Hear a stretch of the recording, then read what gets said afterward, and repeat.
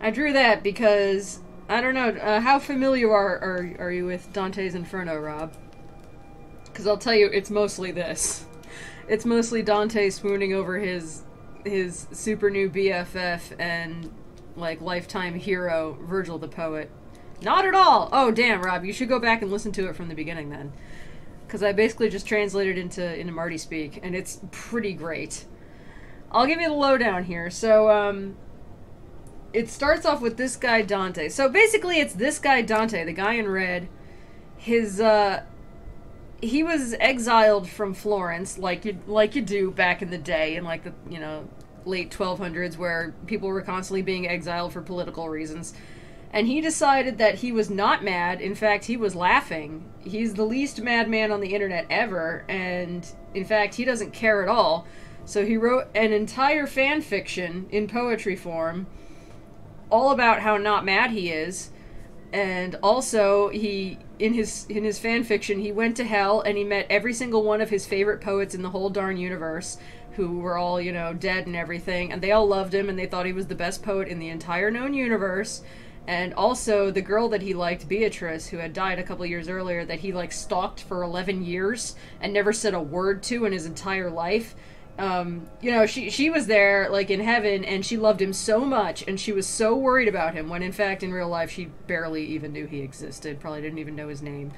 And she was so concerned about him, and then his total hero from the past, Virgil here, decided to take him on a tour through hell, because, like you do. And they got there, and everybody he hated, especially the people who exiled him, were all condemned to hell and suffering, and he was, totally laughing at them. And this is a story that people have to read in English class, which we think is great, because it just makes it that much more realistic that in 900 years somebody's gonna have to read some shitty Harry Potter fan fiction in English class. and they're all gonna be like, oh, I hate this old stuffed shirt literature. Someone's gonna have to read My Immortal, and it's gonna seem really deep and hard to read, but, not just because it's terrible. Oh, he is the world's worst Mary Sue, because it's not even a Mary Sue. He names himself in it. He's not even a Gary Stu, he didn't call himself, Blante. He is basically just Dante, and, everybody's, in the story predicting, oh, Dante, did you know in 3 years you're going to be exiled? Because he was writing it as if it had happened in the past, and he's like, I'm just gonna roll with the punches and take whatever life comes at me. I don't even care. And I was like, yeah, you don't care so much. You wrote an entire fan fiction all about how you don't care. So, yeah, he's the least madman in the world. So, Dante's hugging on Virgil in this, and we wrote Bridal Carry, because this is kind of like how Virgil ferries him around hell a lot. He's either fainting into Virgil's arms at how terrible and sad hell is, or Virgil is literally picking him up and carrying him around for little to no reason. Showed up in the 5th level of hell and yelled at us for being so good at magic. Yeah, and then all the dumb preps were down there. Yeah, and yeah, this is all a tour of hell, and for some reason everybody in it is from Florence, and they're all Dante's political enemies. And, and he's so sad for them. He's so sad that they're such bad sinners. And it's just so fantastic. It's so great. And, he's busy fainting and being bridal carried around by his hero from history, who loves him so much, more than a companion, like a son, really.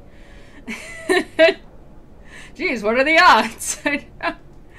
It's just incredible, is what it is. We have had a lot of fun with it. We have had a hell of a lot of fun with it. And there have been a lot of really interesting souls in hell that are kind of super great. So, I drew this picture because, yes. So, Perfidious LaRue is Beatrice here, and Monopolist Donuts is Dante. At one point, Dante, when Beatrice was alive, referred to her as the Lady of the Salutations, and what he meant was one time, and it only took him 9 years, he managed to see her on the street, and she waved to him and said hi, and he immediately ran home and wrote about it in his nerd diary, and called her the Lady of the Salutations, which is I guess, the lady of saying hi on the street that one time. And he said that she said in 2 words, which probably were good morning or good afternoon or something like that. And he said that he himself said those were the first 2 words she'd ever said to him. And it only took 9 years of sneaking around the areas of Florence that he knew she lived in. This woman had a husband and kids. And he, like, never spoke to her. But he was like, she's the most holiest person and the most beautiful and holiest person ever. He knew nothing about her except that she was pretty.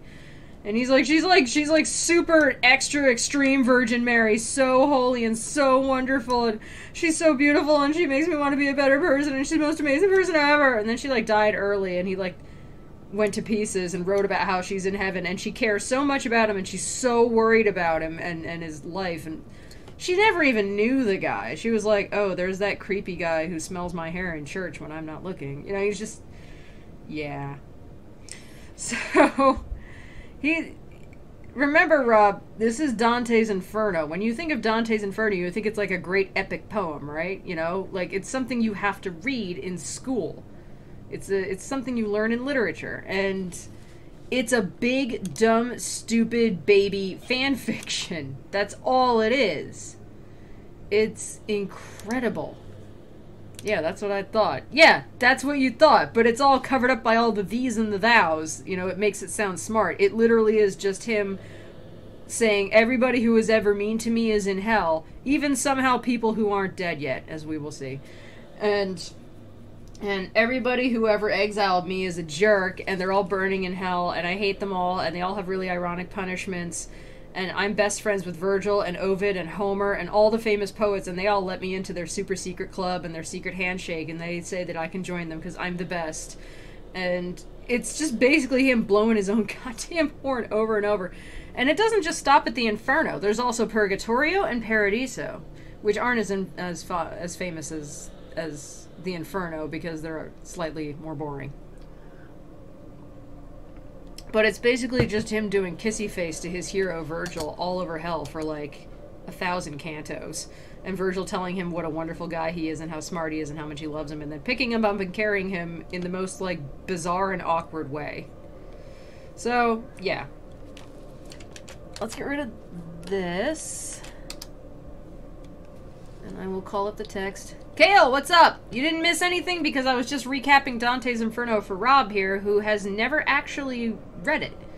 So he didn't know all the terrific things we know. He, like many other people who haven't read it or don't really remember it, thought that it was a serious work of fiction and not the world's dumbest fan fiction. So yeah, no, it's like... Oh, but you did miss this. 'Tis the Lady of the Salutations. I never said hello to your dumbass donuts. Ta-da! Kale is a great scholar of the Inferno, Rob. They can really fill you in on it.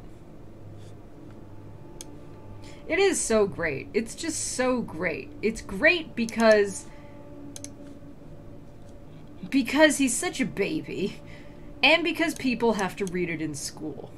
I wouldn't say that. No, you are a scholar because you've been reading along. See, this counts as entertainment on Twitch, but it also counts as homework because we're learning. I might do Purgatorio after this, like not tonight, but after this. But we'll take a break first because in 2 days the next Bendy Bub comes out, the next Bendy and the Ink Machine. So we got to play that, and we got to finish Alice, of course. But I'm not going to do Paradiso because it's just boring. But Purgatorio is kind of great. Edutainment is what the cool kids call it. Alright, so let's get into, let's see, where did we stop? We stopped at Canto 28, which was in the Malabulge, which was the ditch containing the Sowers of Discord. Ooh, a new bendy. We should be getting a government grant for the educational content. Well, we were discussing doing Paradise Lost. And my mom actually suggested some other thing. You know, when you put these things into plain text, they're actually super entertaining. It's just, sometimes it can be hard to get past the flowery prose and to not know what some of the literary references are, or like some of the historical references, as we will see. But let's see here. Oh, I can barely read it from here. There we go. So the last ditch we were in the Malabulge was the second to last ditch, which was for the Sowers of Discord. So people who break up families, fathers and sons, kings and advisors, whoever. People who split people in twain. So they have just left that. They actually just kind of leave it sort of suddenly. If you recall, the last guy they were talking to was a guy who was carrying his own head around like a lantern. And because he drove apart a prince and a king. And, you know, and he was just walking around carrying his own head like a lantern. And this was the ditch where there was a demon with a sword, or several demons with swords, and the people were condemned to walk around in the circular ditch and be slashed open according to their sin. If it was a really bad one, they were slashed from like their face all the way down to like their legs, and spilling out all their entrails, and then walk in pain around the circle, and as they walked it would heal, and then they'd come right back to the beginning again and get slashed again, over and over and over and over and over. So he says, you know, in the last part of the canto that we read was, because I parted person so united, parted do I now bear my brain, alas, from its beginning, which is in this trunk. Thus is observed in me the counterpoise. And he's like, so because I did that, I got cut in half at the neck, thus you can see my ironic punishment. And then it just goes right into Canto 29. So, I think Dante is just like, whatever. Dante seems not to care very much when people aren't from Florence. Or at least Italian. So, Canto 29. The many people and the divers wounds these eyes of mine had so inebriated that they were wishful to stand still and weep. But said Virgilius, what dost thou still gaze at? Why is thy sight still riveted down there among the mournful mutilated shades? Thou hast not done so at the other bulge. Consider if to count them thou believest that 22 miles the valley winds, and now the moon is underneath our feet. Henceforth the time allotted to us is brief, and more is to be seen than thou hast seenest. So he's just like, man, this is so sad I could just cry. And Virgil's like, dude, why are you still standing here looking at these guys? We have places to be. Let's go. Let's go. All right, we got a lot more suffering to look upon. Why are you crying at these people? You didn't cry at anybody else in the Malabulge. If thou hadst, I made answer thereupon, attended to the cause for which I looked, perhaps a longer stay thou wouldst have pardoned. And Dante's like, look, I had a reason for, like, looking around extra hard around here, okay? I have a reason. Go, go, go! He's like, come on, we're gonna go! We got more hell to see! Let's move. When we're walking, people, we're walking. Virgil is the angry tour guide. Meanwhile, my guide departed, and behind him I went, already making my reply. So he's like, you know, I had a reason to look, and like Virgil's just like already walking away from him, like, yeah, whatever. And super adding, in that cavern where I held mine eyes with such attention fixed, I think a spirit of my blood laments the sin which down below there cost so much. Then said the master, be no longer broken thy thought from this time forward upon him, attend elsewhere, and let there him remain. For him I saw below the little bridge, pointing at thee and threatening with his finger fiercely, and heard him call Gary del Bello. So, Dante says, I think there is somebody that I knew here. You know, like, I feel like one of my kin is here. I was kind of like looking for him, almost like I expected him to see her. And Virgil says, oh, don't worry about it. I already saw him, you know, walking under the bridge, and he like pointed an accusing finger at you and said, Gary del Bello. So wholly at that time wast thou impeded by him who formerly held Altaforte, thou did not look that way, so he departed. He's like, you were busy talking to someone else, so he just kind of like pointed at you real mad and left. O my conductor, his own violent death, which is not yet avenged for him, I said, by any who is sharer in the shame, made him disdainful, whence he went away, as I imagine, without speaking to me, and thereby made me pity him the more. And Dante's like, oh crap, that's right, my family still has a blood oath to avenge that guy. No wonder he didn't want to talk to me. He was probably really mad at me. So Dante is,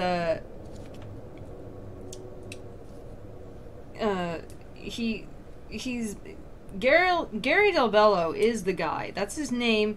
And Dante is like, oh crap, I was supposed to like avenge his death or something. You know, because or somebody from my family is supposed to have done that, because that's what you do. You know, in Dante's time, it was like protected by law that you would avenge the death of one of your family. And at the time he wrote that, nobody actually avenged his death for his murder. Although later, like many years later, it would be avenged by one of Dante's family. But Dante's like, oh crap, I was supposed to do that. Oh, you know, where does the time go when you're touring hell? I was supposed to go kill somebody. I forgot. Oh well. Which just about kills me, because Dante he overlooks his own sins so much in this, when he even admits that he sins, which he usually doesn't. Usually the only thing he pins on himself is, I was so ashamed I asked Virgil a dumb question, or I was so ashamed that I, you know, wasn't paying attention to what Virgil said. He only feels shame when he disappoints Virgil. He doesn't feel any shame at anything else, it seems. And even though he has a circle up above the Malabulge for murderers, he doesn't seem to put avenging kinsmen in with murdering. He's just like, well, that's okay. It's like, you know what, if it's, you know, thou shalt not kill, that doesn't mean thou shalt not kill unless you have a really good reason, Dante. But he doesn't seem to mind carving out exceptions for, especially for himself, which just makes him even more of a jerk. Anyways, thus did we speak as far as the first place upon the crag, which the next valley shows down to the bottom if there were more light. So they're like, anyways, we were talking about avenging that dude, and walked on to the next ditch of the Malabulge, which is the last one. When we were now right over the last cloister of Malabulge, so that its lay brothers could manifest themselves unto our sight, divers lamentings pierced me through and through, with which compassion had their arrows barbed, whereat mine ears I covered with my hands. He's like, so we got over to the last ditch, and everybody was sobbing and wailing down there, and I felt so bad that, like, I had to, like, cover my ears.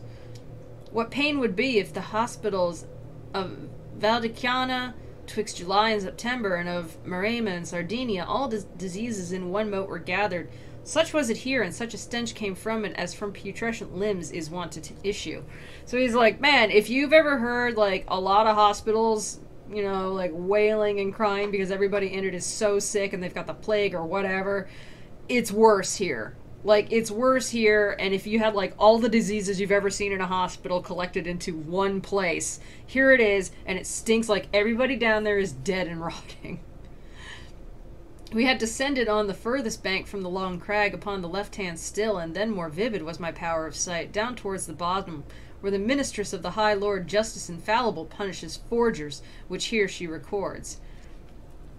I do not think a sadder sight to see was in Aegina, the whole people sick, when was the air so full of pestilence, the animals down to the little worm all fell, and afterwards the ancient people, according as the poets have affirmed, were from the seat of ants restored again.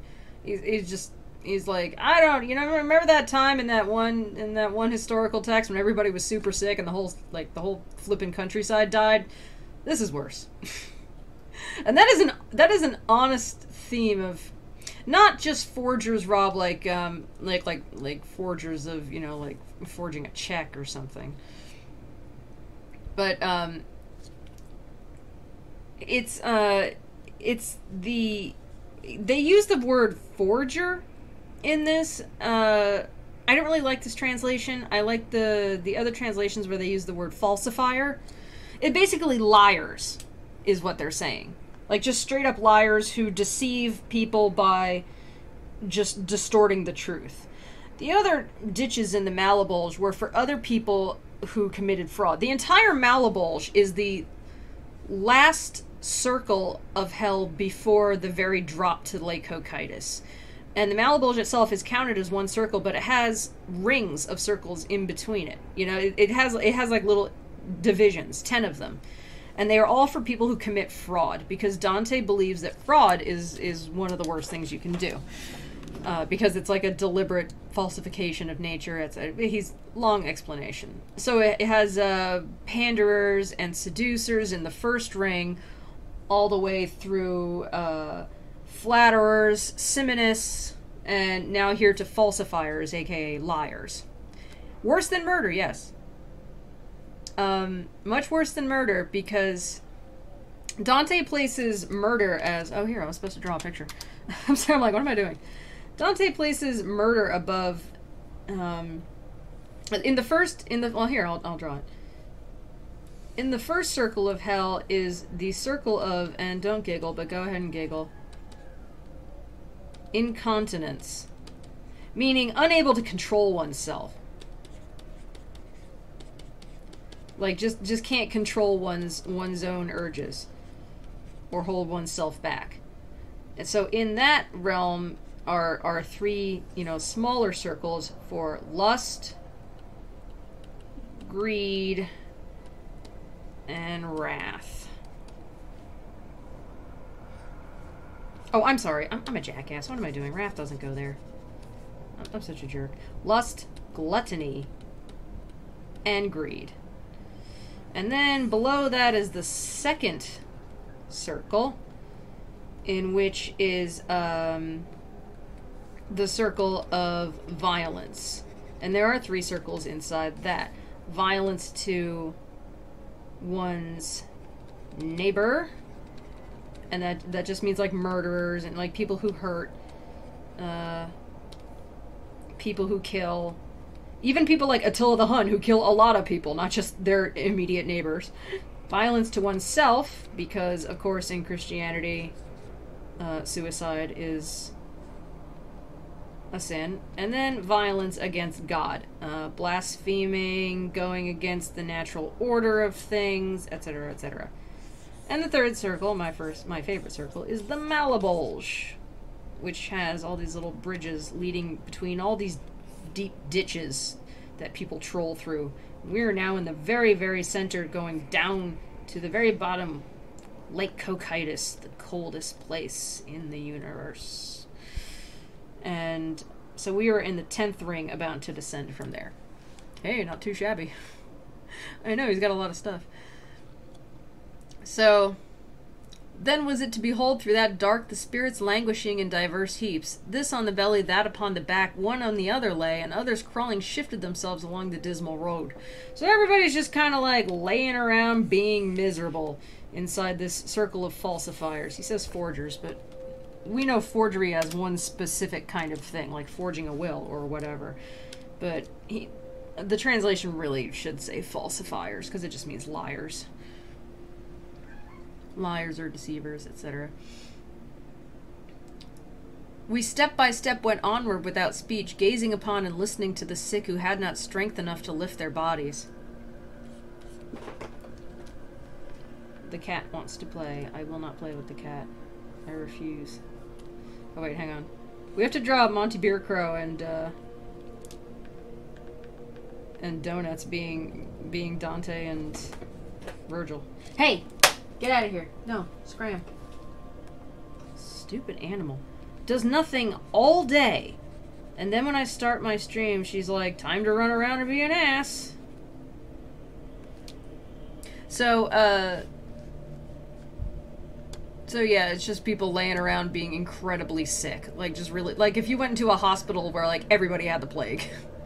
I saw 2 sitting leaned up against each other as leans and heating platter against platter, from head to foot bespotted over with scabs, and never saw I plied a curry come by stable boy for whom his master waits, or him who keeps awake unwillingly, as everyone was plying fast the bite of nails upon himself for the great rage of itching which no other succour had. So he's like, I saw 2 guys like kind of like leaned up against each other, and everybody around was just scratching the hell out of themselves like they were so itchy. Methinks I detect a hint of anti-plagiarism in the text. And so he's just like, everybody was so itchy. Everybody was crazy itchy. It was nuts. Here's the under picture from the other one. But let's go ahead and clear that. Clear. Do another under picture here. So, and he's just like, everybody was just scratching themselves, and these 2 dudes were scratching themselves like way hard. Well, it's in the public domain, so copyright's not really an issue.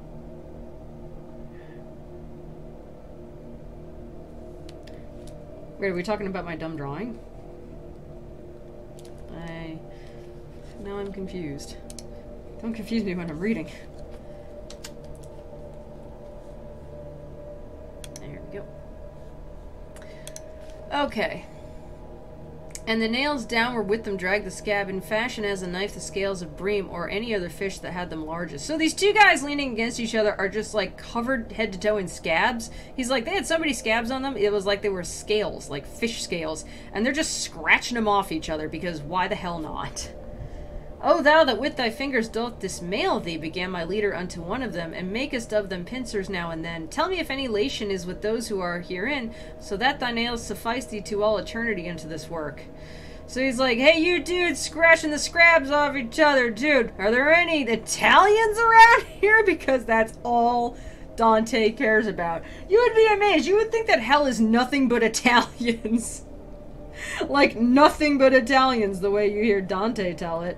Because he's got a lot of his fellow Italians to tell off, and my god if he isn't going to do it. Talk about Dante having about people stealing his work. Yeah, seriously.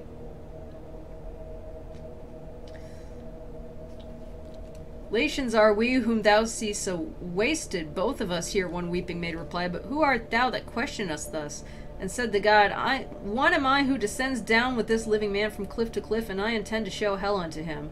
Then broken was their mutual support, and trembling each one turned himself to me with others who had heard him by rebound. So he's like, yeah, we're both from Italy. Not that you care. Who are you? What are you doing down here? And he's like, oh, I'm here to give a tour to hell to this guy who's still alive. And they all just kind of stop and look at him like, that guy's still alive? Well, he doesn't look like crap, so I guess he's not down here to be like us. Wholly to me did the good master gather, saying, say unto them whatever thou wishest. And I began, since he would have it so. So may your memory not steal away in the first world from out the minds of men, so that it may survive neath many suns. Say to me who ye are, and of what people. Let not your foul and loathsome punishment make you afraid to show yourselves to me. So Dante says, hey, if you don't want to be forgotten in the above, waking world and stuff, through my awesome poem, tell me who you are. Yeah, I know you're gross looking, but, don't let that stop you from talking to me. I'm really cool like that. I'm willing to overlook it. And you're just like, wow, thanks, Dante. You're the greatest person on earth. Hang on. I'm just moving my stuff on my monitors. There we go. And let's save that. So I don't accidentally save over the other picture. I of Arezzo was, one maid replied, and Albert of Siena had me burned, but what I died for does not bring me here.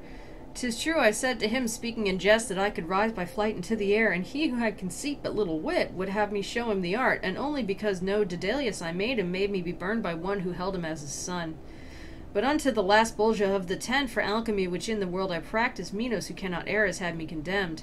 And he's like, alright, well my name's Arezzo, and I was burned to death by Albert of Siena, but that's not why I'm here. I did lie to him and tell him that I could fly as a joke, and he unfortunately didn't have much of a sense of humor, so he thought that I was, like, serious, and when I couldn't actually do it, he had me burned at the stake. But actually, I'm down here for alchemy. Alchemists go in the bulge of the falsifiers and the liars and the forgers, because, of course, nobody could actually make alchemy work back then, because you can't. You just can't. And it doesn't work. And so much that it's unclear if Dante is condemning them simply because he knows alchemy doesn't work and he knows that they were liars to even suggest that it would work, or that he's condemning them because he believes that they were trying to falsify, iron into gold or whatever, turn something into that which it is not, as liars turn lies into truth to the people that they tell them to, for the people that they tell them to. So it's unclear which he condemns the more. I'm just gonna go ahead and assume both of them. Gotta give Donuts that stupid hat. That goofy hat with the tassel on the back. That fantastic hat. I think Donuts can rock it. I like that he's like, well, I'm in hell, so I have to wear my sunglasses. He still can't fly with it. Maybe he had a nuclear reactor.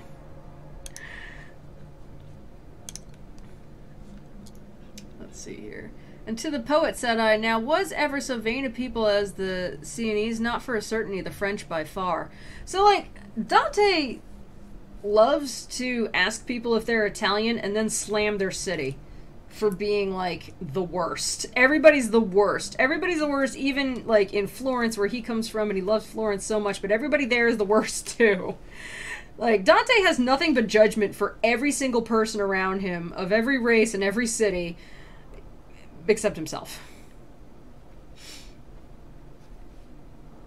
Whereat the other leper who had heard me replied unto my speech, taking out Strika, who knew the art of moderate expenses, and Nicolo, who the luxurious use of cloves discovered earliest of all within that garden where such seed takes root, and taking out the band among whom squandered Kasha Daskin his vineyards and vast woods, and whereas with the Abagliato proffered, but thou know that who thus doth second thee against the Sienese, make sharp thine eye towards me, so that my face well answer thee, and thou shalt see I am Capocchio's shade, who...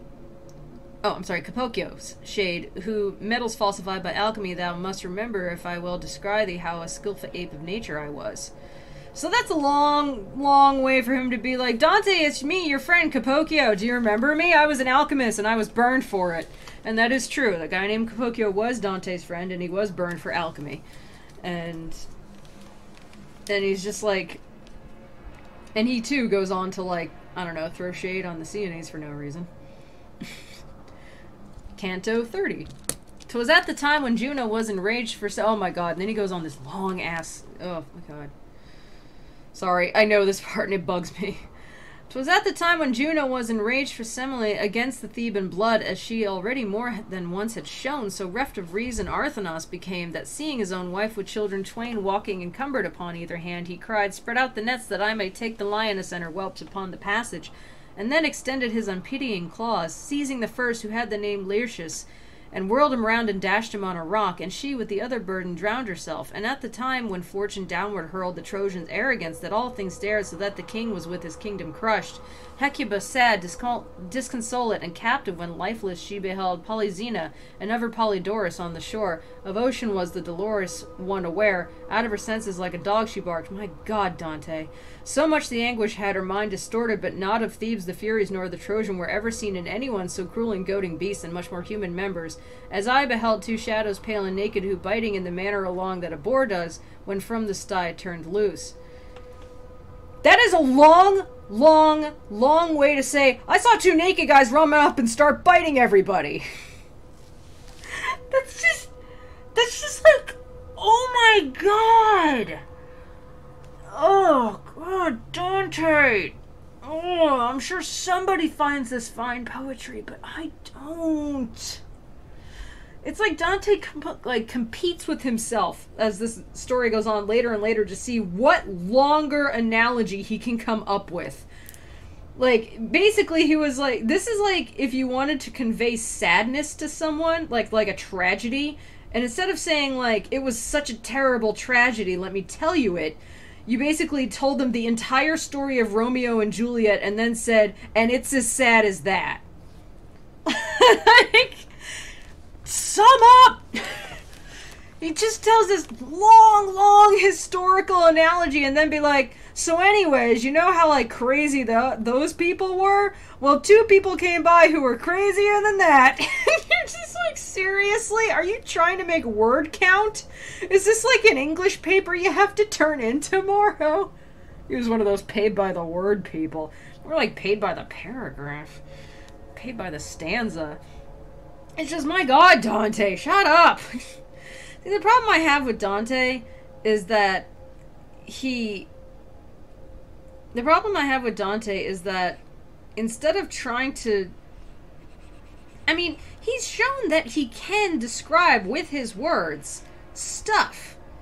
He's not bad at, you know, painting a picture, but he so often relies on simply describing things like, remember that thing from history? It's like that. It's like that thing from history that you remember. Or remember that place in real life? It's like that. And it's just like, yeah, can you just describe it by yourself? But he relies too much on simply comparing stuff to... And I know that back then, that was kind of the thing, is you often look to, like, historical stories and accounts and poetically compared stuff to them, but he just seriously even for his time, just really leans really heavily on that. And I'm just like, Dante, seriously, nobody cares. Just say a bunch of people came along. Like, I feel like it grinds to halt the horror of these people suffering if you're just like, now let me give you the longest analogy in the world. to say two naked guys ran by biting people. Oh my god. We know that he can, with his words, describe stuff. Hey, Kid Gonzo. Okay, you know what? That wasn't the most eloquent way to say it, but I didn't take 14 lines to do it. Now, did I? Jeez, nobody has to read me in English class, but you still understand. Jeez. So anyways, two naked guys who were pale and scary ran along biting everybody. Because why not, Dante? One, two, Capocchio came and by the nape seized him with the teeth his neck so that in dragging it made his belly grate the solid bottom. So like one came along and grabbed Dante's old friend by the neck and just kind of dragged him off into the night. And the Aretine who trembling had remained said to me that mad sprite is Gianni Shreechy, and goes raving thus, harrying other people. Oh, said I to him, so may not the other set teeth on me, let it not weary thee to tell us who it is, ere it dart hence. So he's like, okay, that guy over there who keeps biting everybody and dragging them off, he's like, he's this one guy, Gianni, and he's nuts. He's just nuts. And so he's a guy from history who impersonated a dead man so he could benefit from the will. So he is one of the liars and the falsifiers in the Inferno as well. And sorry, I'm drawing Monty Beercrow, attorney at Caw, in the role of Virgil the poet. We know that he can, with his words, describe stuff. Let's see here. Oh, so Dante says, okay, before that person comes back or the other one starts biting you, can you hurry up with your story and describe to me who these people are? Because he's just like, yeah, okay, before you, like, get killed, can you just tell me, like, what goes on with those people? Because there were two of them. One bit the guy and dragged him off.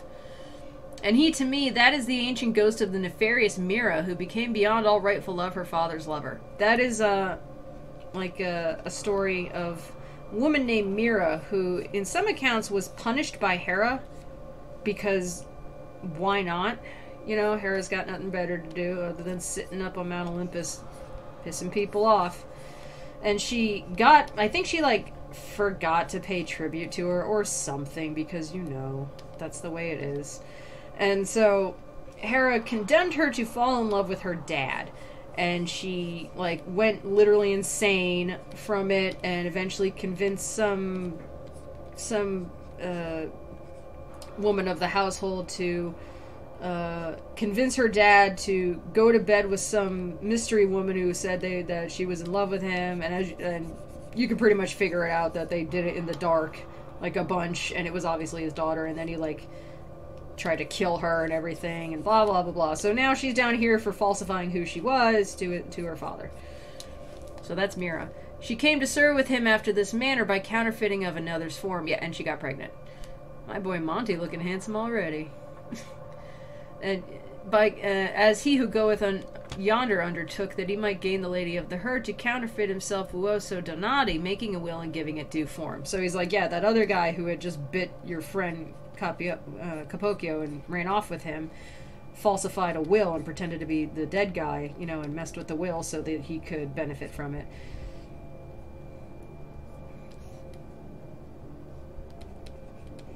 Hang on. Monty. Where am I going with this letter? I'm tired. Monty, catch me. Oh, that Dante, always fainting into Virgil's arms.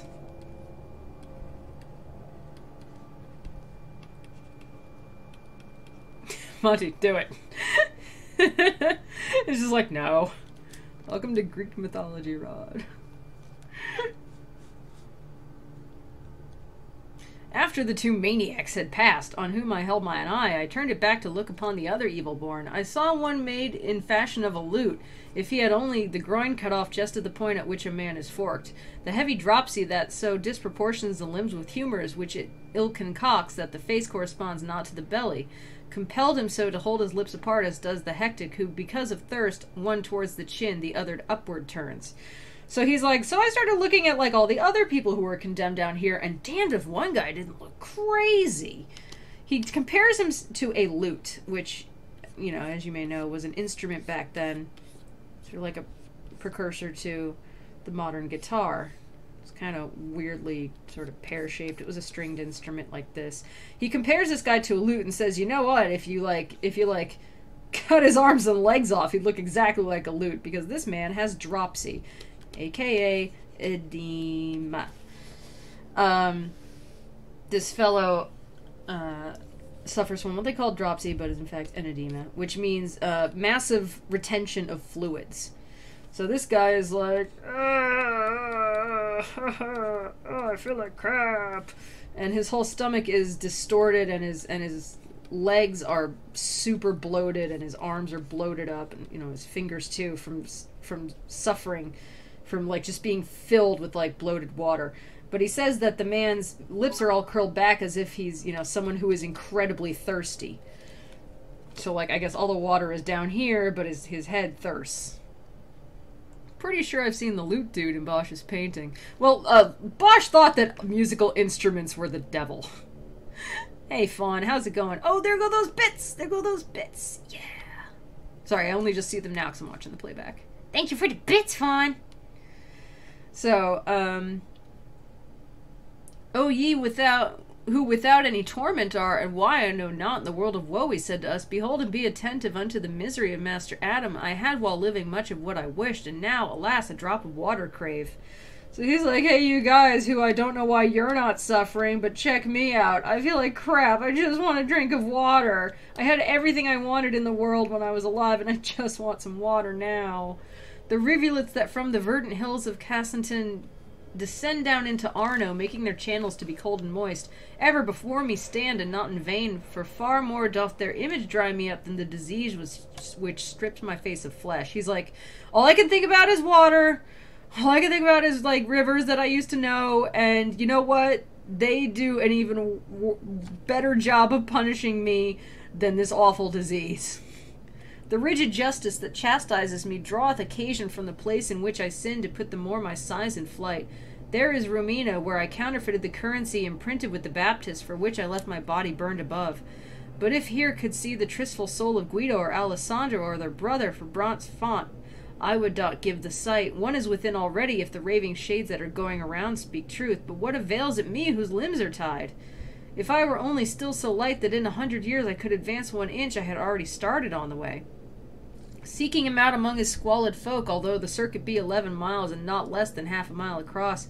For them I am in such a family, they did induce me into coining florins which had 3 carats of impurity. Yes, he was a coin forger. He was a counterfeiter. He says the coin with the Baptist upon it, which is a florin.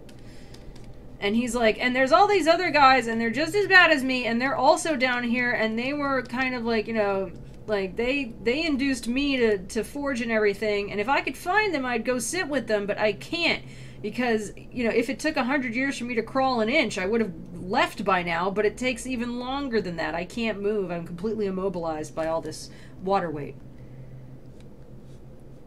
Oh gosh, look, my email says that I have a donation of $800,000 from Mr. Brett McCoy and wife Robin Walker. All I have to do is contact their email. That's great. So he counterfeited coins. He coined fake florins. And I to him, who are the two poor wretches that smoke like unto a wet hand in winter, lying there close upon thy right hand confines? He's like, okay, who are the guys who look super sweaty next to you? They're all like, they look like smoke coming off of them. They're that hot.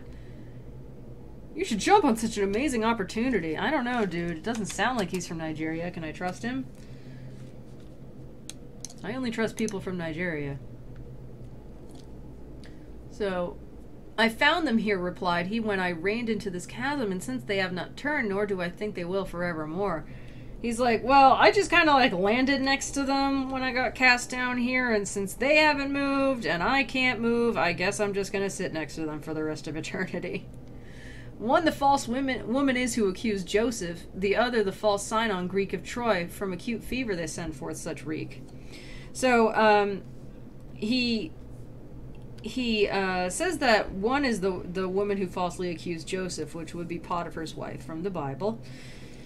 And the other one is Sinon the Greek.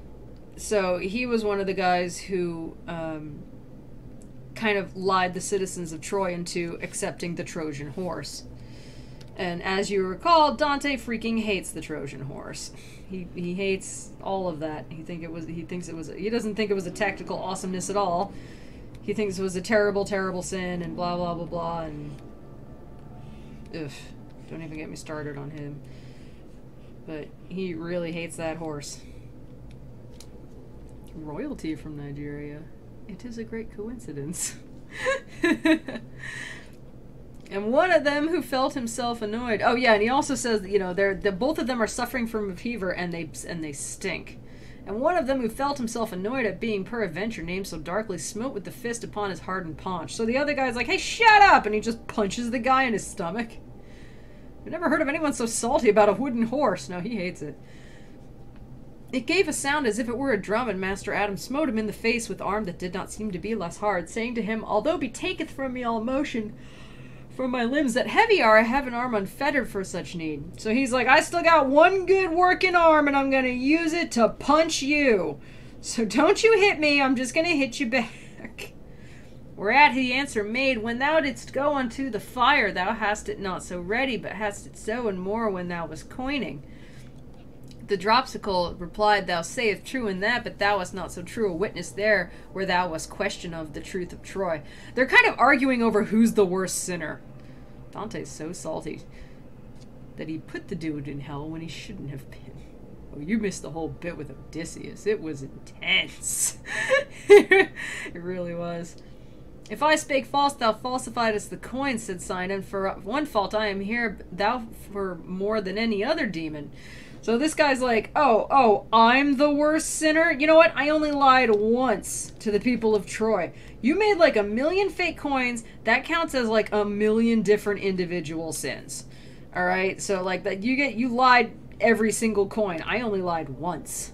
Remember, perjurer, about the horse, he who made reply who had the swollen belly, and rueful be it thee, the whole world knows it. He's like, oh my god, like seriously? I just made coins? You doom the people of Troy, alright? And I'm gonna make sure everybody knows about it. Rueful to thee the thirst be wherewith cracks thy tongue, the Greek said, and the putrid water that hedges so thy paunch before thine eyes. And he's like, yeah, well, you're gonna rue the fact that you're full of gross-ass water, and you're all, like, full of dropsy, and you can't get a drink of water. And then the false coiner, so is gaping wide thy mouth for speaking evil as 'tis wont, because if I have thirst and humour stuff me, thou hast the burning and the head that aches, and to lick up the mirror of Narcissus thou wouldst not want words many to invite thee. And he's like, well, you're the one suffering from like a horrible fever, and I bet you'd like drink an entire pool of water just to make it stop, wouldn't you? So you're also being punished. Basically, these two guys are just bickering back and forth, like, over who's the worst person. Might have been the time I fell asleep. Hey, Celeron, how's it going? That's okay, Gonzo. You can always watch them back. They're still there in my videos. So, like, these two are just bickering, like, nuh-uh, you're the worst sinner. Nuh-uh, you're the worst sinner. And Dante's just kind of, like, watching them back and forth like an intensely engrossing tennis match. And how can you be accused of lying about something you didn't know was wrong, like the Trojan? It's pasta time, so pretty good. Oh man, Celeron, I am the jealous. Pasta time sounds fantastic. That's my favorite time. In listening to them was I wholly fixed when the master said to me, now just look, for little wants it that I quarrel with thee. When I heard him in anger speak to me, he was just like, Dante was just like listening to them talk, kind of engrossed in these idiots bickering with each other. And Virgil kind of was like, listen up! You are really pissing me off right now, Dante. You know, like, he says, now just look for little wants it that I quarrel with thee. He's just like, you are really just working my last nerve right now. And Dante's like, whoa, what did I do? When I heard him in anger to speak to me, I turned around towards him with such shame that it still eddies through my memory. And he was just like, I was so embarrassed, I didn't know what I did. R.I.P. Cassandra, no one cared. Because nobody would believe her. Seriously, Cal. That would have been great, Cal. And as he is who dreams of his own harm, who dreaming wishes it may be a dream, so that he craves what is as if it were not, such I became, not having power to speak, for to excuse myself I wished, and still excuse myself, and did not think I did it. So he's just like, I felt so terrible for whatever it is I did that I have no idea that Virgil was so mad about. And, you know, you like have that dream where, like, something's coming after you, and you're, like, trying to get away from it, and, like, you know, tell it to go away, and you can't. Like, I wanted to say sorry, but it was like I was just, like, frozen, man. I couldn't do it. Lest shame doth wash away a greater fault, the master said, than this of thine has been. Therefore thy disburden thyself of all sadness, and make account that I am I beside thee. If ever it come to pass that fortune bring thee where there are people in a like dispute, for a base wish it is to hear it. So he's like, you know, you don't have to, it's fine, Dante, you don't have to look that guilty. I mean, that kind of guilty would excuse a much worse sin, right? Like, that's the kind of guilty you save for when you've killed somebody. Like, it's just like, that's fine, that's fine. He says that, you know, less guilt than that would wash away a greater sin. Calm down, you don't have to look that hangdog. But, look, this is a really stupid argument among really stupid people. And, you know, you don't have to listen to them. It's just dumb, and it degrades us all for you to even stand here and listen to it. It's degrading for us to even have to put up with it.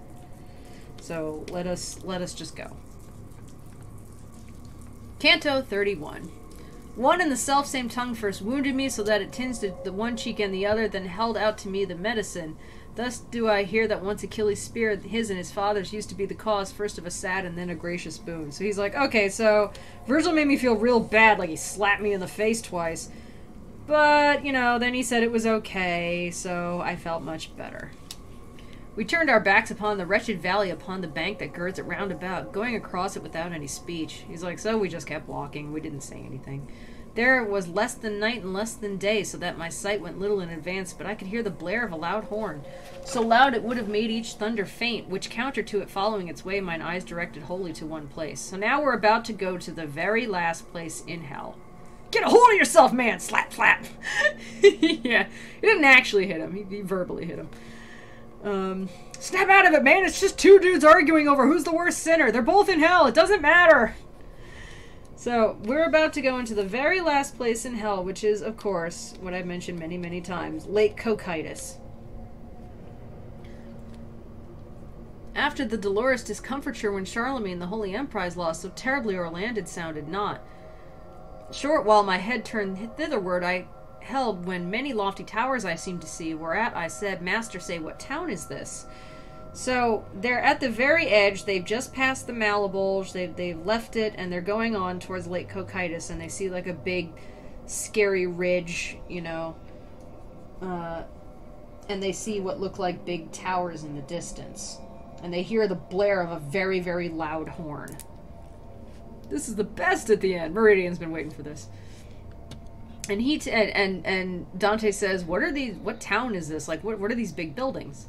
And he to me, because thou peerest forth athwart the darkness at too great a distance, it happens that thou errest in thy fancy. He's like, no, you're being deceived because of the distance. You're wrong.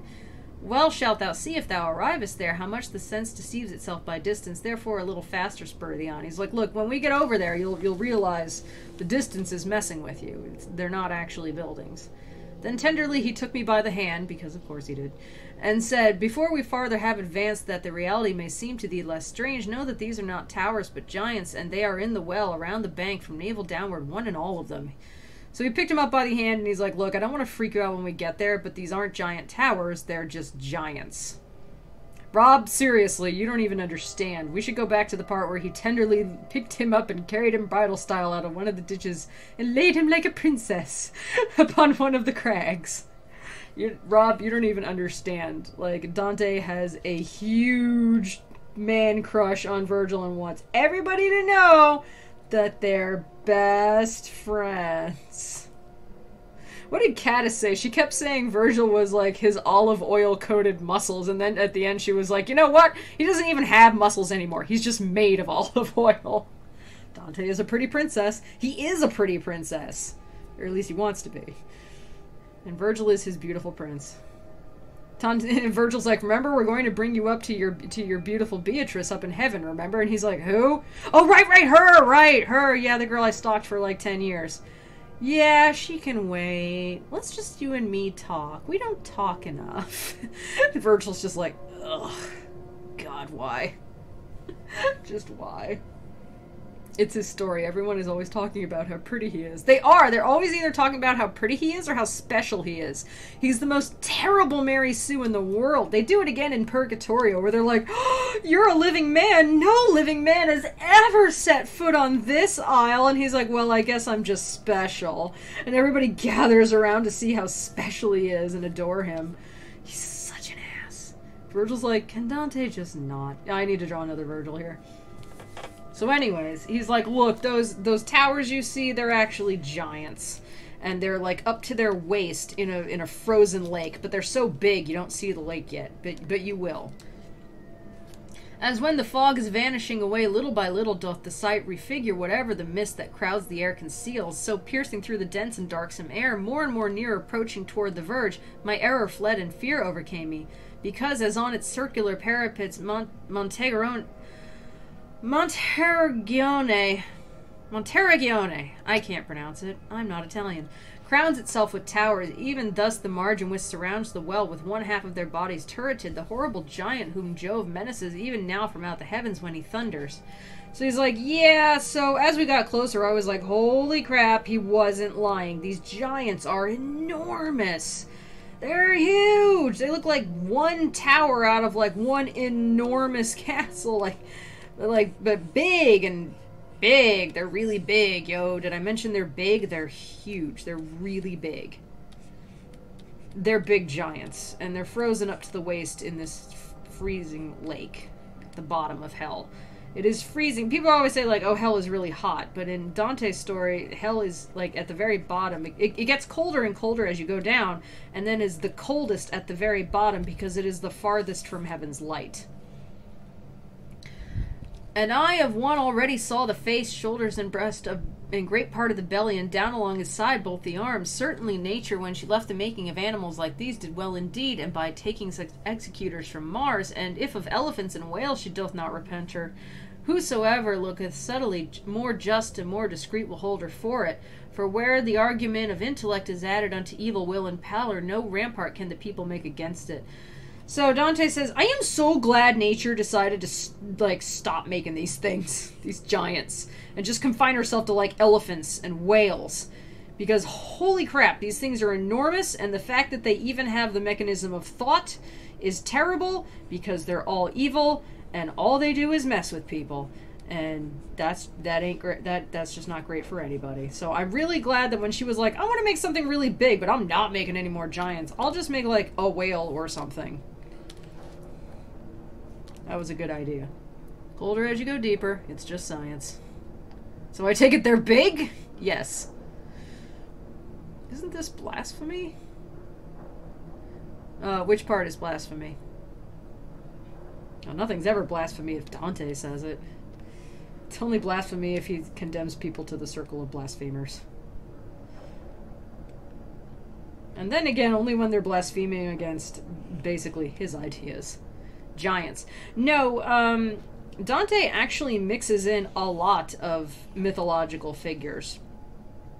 He has centaurs guarding the violent who are up to their necks in boiling blood in the lake, in the river of the Phlegethon, and another centaur who is condemned to the Malabulge for theft. So no, he also has, let's see here, Medusa, several Furies, some Harpies. He has quite a few mythological figures. He's got Cerberus. He's got a lot of mythological figures down in hell. He doesn't see it as a contradiction.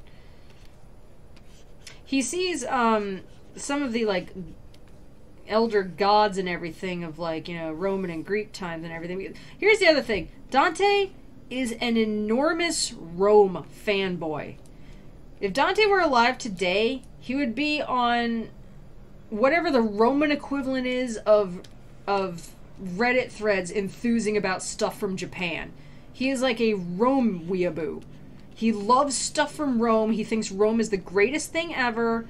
He thinks that the people who murdered Caesar were the worst people in the entire known universe because Caesar was so great and so amazing, and don't even get Catus started on that. And he's obsessed with Rome, and even though he says that, like, oh, the older gods like Jove and everything and Zeus, blah blah blah, like all that, you know, they weren't the real gods and everything, but somehow they were still figures. They just weren't actual, like, gods. It's complicated. He tries to have his cake and eat it too, basically, when it comes to these old stories and everything. Precious Booby Boober Doodle. Good old Spot. Little servanderer. Oh, hey, I'm back. Oh, hey, Kale. I wondered. Hey, Bit, how's it going? We are almost down to Cocytus. Oh my god, hang on. Oh my god, I got that thing. I got that thing where the back of my throat itches and also the inside of my ear at the same time. What is that? Good to hear it, Bit. His face appeared to me as long and large as is Rome the pinecone of St. Peter's, and in proportion were the other bones, so that the margin, which an apron was down from the middle, showed so much of him above it that to reach up to his hair, 3 Freelanders in vain had vaunted them, for I beheld 30 great palms of him down from the place where man his mantle buckles.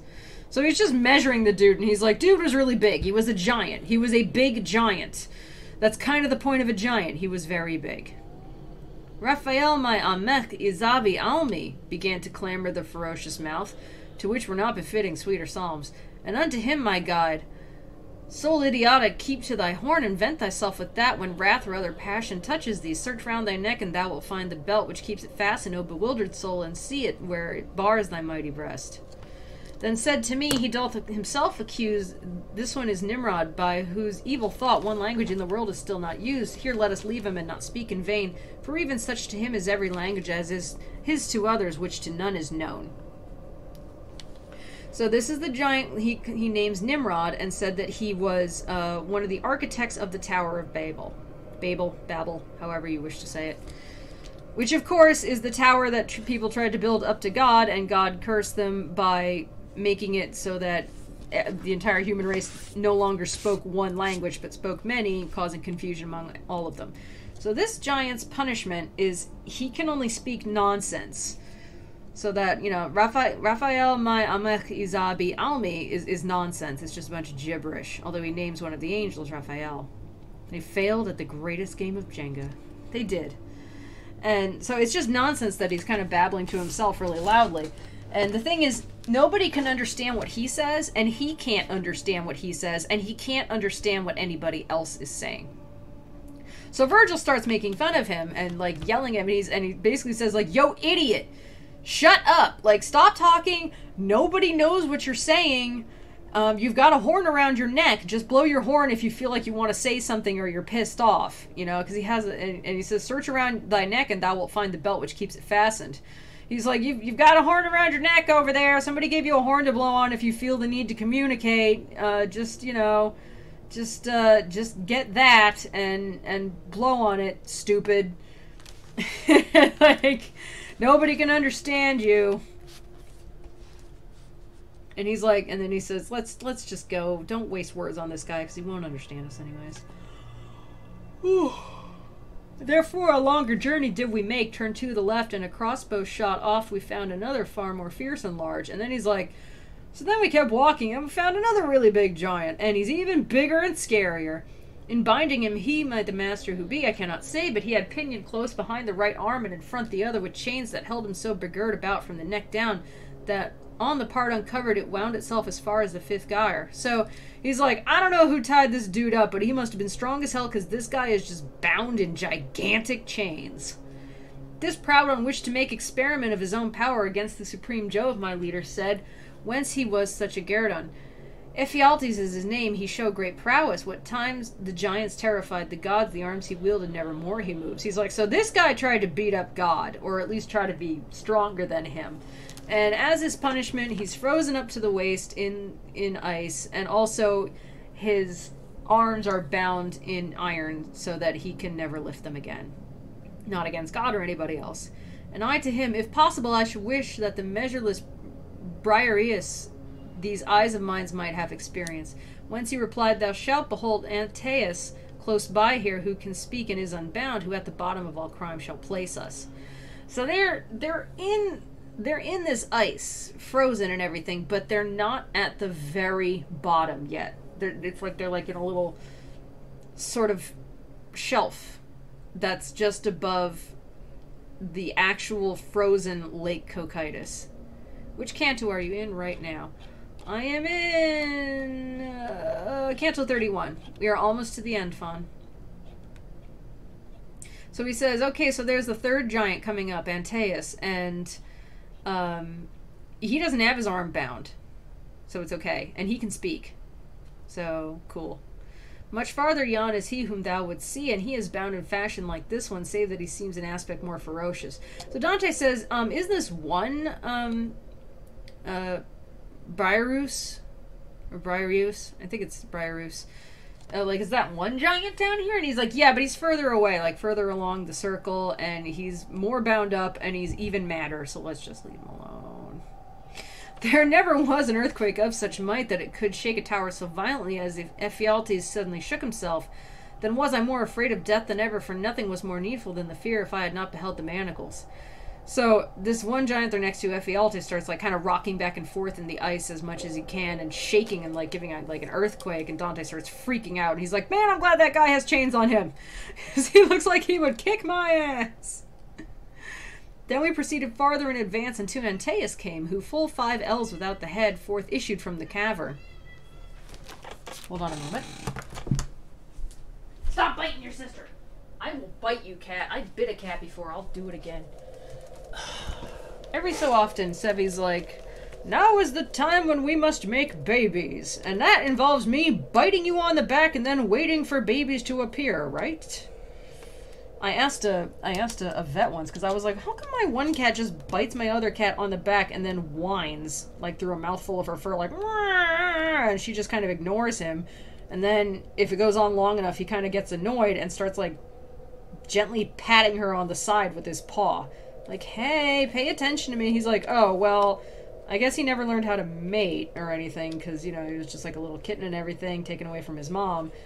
But that's him attempting to mate, and it's not really working out, because you don't just walk up sideways to someone and bite them on the back and babies appear. But that's what my cat thinks happens. So sometimes you'll hear him in the back and he'll be like, just like making like whiny noises through Ming's fur, through a mouthful of her fur, and she'll just be sitting there like, here we go again. And if it goes on long enough, he'll start like paddling her on the side like, hurry up, I don't have all day to procreate.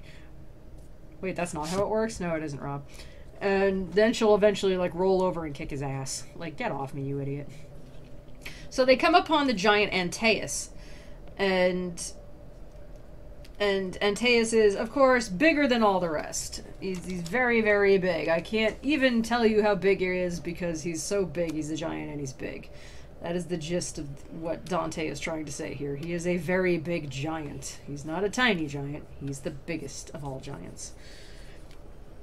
O thou who in the valley fortunate with which Scipio the heir of glory made, when Hannibal turned back with all his host, once broughtest 1,000 lions for thy prey.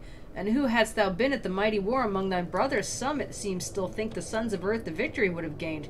Place us below, nor be disdainful of it. That is where the cold doth lock Cocytus up. Make us not go to Titius or Typhoeus. This one can give of that which here is longed for. Therefore stoop down and do not curl thy lip. Still in the world can he restore thy fame, because he lives and still expects long life, if to itself grace call him not untimely. So Virgil addresses this gigantic giant and says, hey, buddy, hey. He butters him up a lot. He's like, so, heard of all those wonderful exploits of yours in the world, and boy, you were so ferocious when you were alive.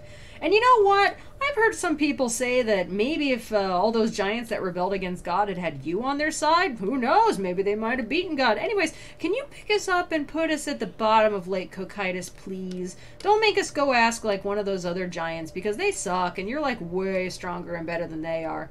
So could you just do that? And my friend here is still alive, and he's actually going to be leaving Hell soon, and he will totally carry on your fame in the living world if you do this for us. So like, Don't be a jerk about it. Just, you know, do us a solid. Pick us up and put us down at the very bottom of the lake. Go on, Scram.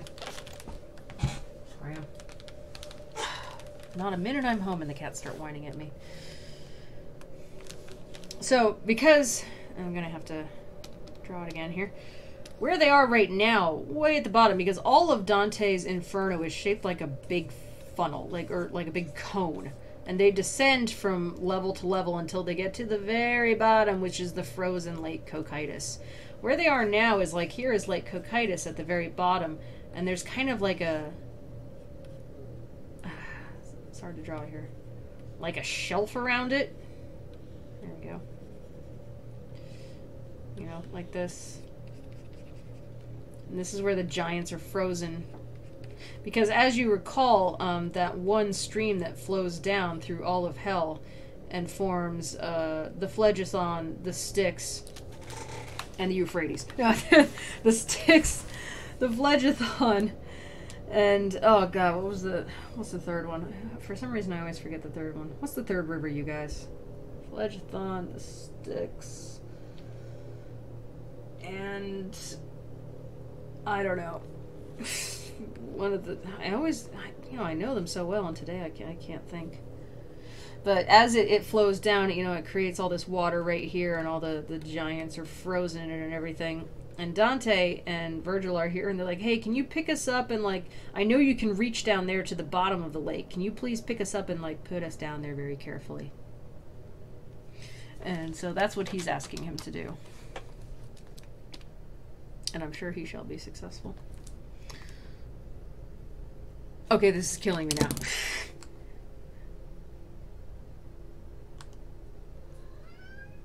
Nope. Styx. Phlegethon.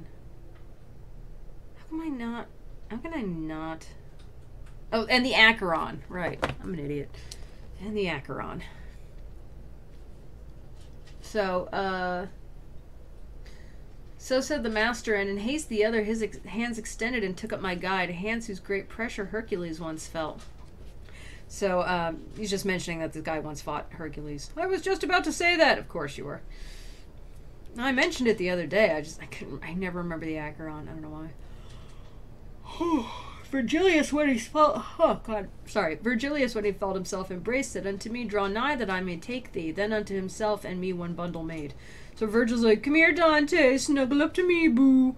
And wrapped him in his cloak and made a big snuggly bundle of them because of course he did. Because they're such good buddies. They're such good buddies. As it seems the car ascended to, behold, beneath the leaning side when goes a cloud above it, so that opposite it hangs. Such did Antaeus seem to me, who stood watching to see him stoop, and then it was I could have wished to go some other way. But lightly in the abyss which swallows up Judas with Lucifer he put us down, nor thus bowed downward that made he their delay, but as a mast does in a ship uprose. So he was like, man, like, seeing him pick us up and move us around, it's like when you stand on a really tall mountain and you see a cloud from the other side. I guess we might say if you're flying in a plane and you see a cloud from above. He's like, that's how crazy it was. Anyways, he picked us up and put us down on that frozen lake and very quickly leaned back up. Let's hell and cuddle, boo. Snuggle bunnies. Netflix and hell. Canto 32. If I had rhymes both rough and stridulous, as were appropriate to the dismal hole down which upon thrust all the other rocks, I would press out the juice of my conception more fully, but because I have them not without fear, I bring myself to speak. He's like, it's like, I don't have words bad enough or like ugly enough to describe how crummy it is down here. If I did, I would absolutely use them, but I don't. So, you know, I fear I'm not going to do it justice. Sorry about that. I'll try. And neither are the same translations. I think I'm from the Longfellow translation, Fawn. I think this is Longfellow. There are at least 3 different translations I've seen online. But it's good that you're reading along. It's almost like homework. But it's better because we get to make fun of it and draw stupid pictures. Monty, catch me. Monty, do it. And he's like, no. No, I won't. I won't do it. For 'tis no enterprise to take in jest to sketch the bottom of all the universe, nor for a tongue that cries mama and babbo. And he's like, it's not easy to describe the bottom of the entire universe, and I'm doing it with the same language that we use to say mama and dad and crap like that. Okay, this is not a language that has evolved to be eloquent enough to describe this sort of thing. But let's try. But may those ladies help this verse of mine, aka the Muses, who helped Amphion in enclosing Thebes, that from the fact the world be not diverse. I had an opportunity to get a giant book with glorious illustrations with the Longfellow translation. Oh, that's a really good book, dude. The illustrations are the best. Oh, rabble ill-begotten above all, who are in the place to speak of which is hard, 'twere better ye'd be there than sheep or goats. We were down within the darksome well beneath the giant's feet, but lower far, and I was scanning still the lofty wall, heard it say to me, look how thou steppest, take heed thou shalt not trample with thy feet the heads of the tired miserable brothers. So he's like, man, everything sucks down here, and as I was walking, somebody was like, watch it, dude, you're gonna step on people. Whereat I turned me round and saw before me and underfoot a lake that from the frost the semblance had of glass and not of water. And he's like, okay, so I turned around and check it out. There was this gigantic frozen lake in it, and it looked like glass, you know, it was that cold. So thick a veil never made upon its current in wintertime Danube in Austria, nor there beneath the frigid sky the dawn, as there was here, so that if Tambernic had fallen upon it, or Pietrapana, even at the edge 'twould not have given a creak. So he's just once again being like, yeah, you remember all that stuff up on you know, on the Waking World, where, like, everything's real cold and stuff, and there's ice on the Danube and everything? Like, this is worse. As to Croak the frog doth place himself with muzzle out of water when is dreaming of gleaning oftentimes the peasant girl, livid as far down as where shame appears, were the disconsolate shades within the ice, setting their teeth unto the nord of storks. So, there are people, like, sort of, here, I'll draw it again. These people, there are 4 sections of the lake Cocytus, of course. You know, there's the middle. And this is the outward of the circle called Cana, named for Cain, of Cain and Abel. And the people here are kind of like leaning down like this, sort of, like on the ice, with their hands frozen in it and their faces down turned really far. Like, you know, like just looking down at the ice, and they're kind of frozen into it. Each one his countenance held downward bent, from mouth the cold, from eyes the doleful heart, among the witness of its self-procures. And they're all just kind of like crying onto the ice. When round about me someone I had looked, I downward turned me, and saw 2 so close the hair upon their heads together mingled. Ye who strain your breasts together, tell me, I said, who are you? And they bent their necks, and when to me their faces they had lifted. I'm sorry. Hang on. I'm thinking of that other area. Let me redraw this.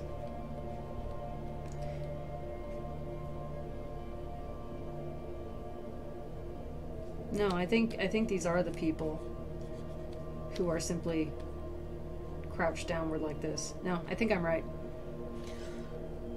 Okay, so he's like, and then he comes upon like 2 people who are really close together. Like their hair is kind of like intermingled. They're so close together.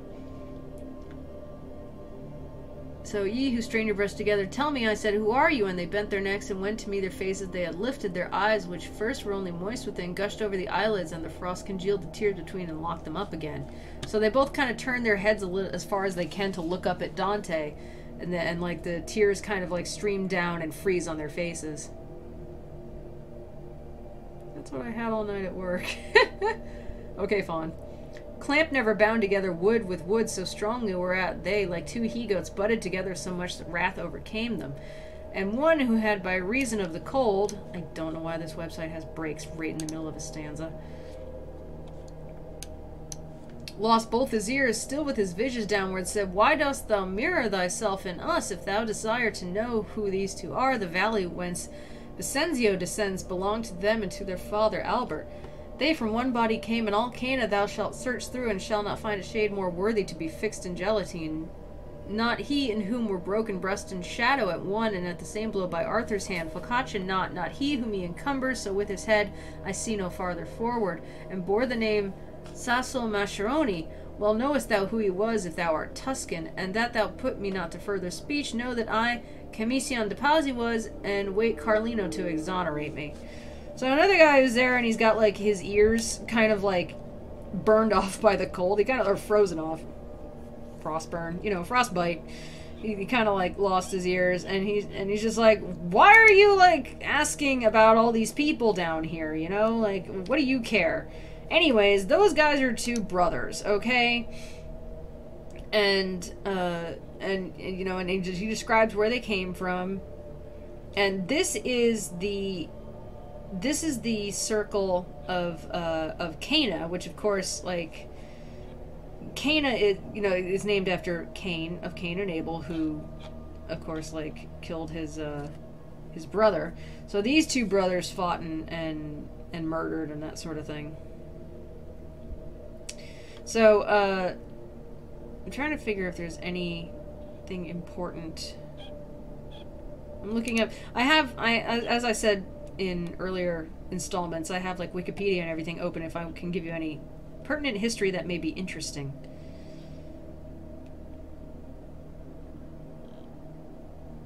Yeah, but he basically just says, like, nobody deserves to be here more than those two brothers, basically. And they suck. And so they squabble over an inheritance, and they're locked together now, bickering and butting heads and that sort of thing. And this guy says, you sound like you're a Tuscan, of course, because everybody in hell is freaking from the area that Dante is, because who cares about other people? And he says, I'm Commission de Pazzi, and await Carlino to exonerate me. And I actually have to look him up, because I forget who the hell he is. Let's see if I can find something out.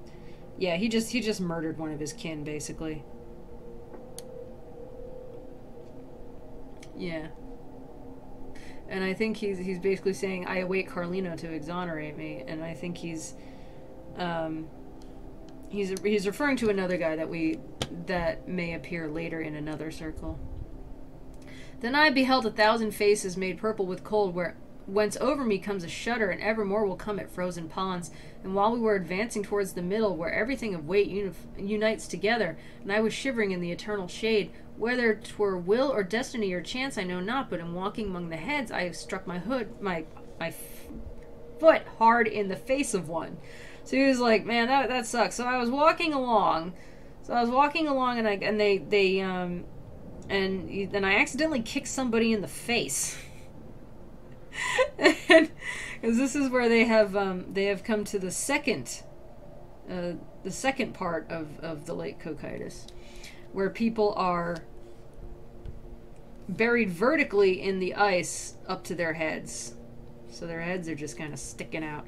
And Dante's like, whoops, I kicked you in the face. Don't care.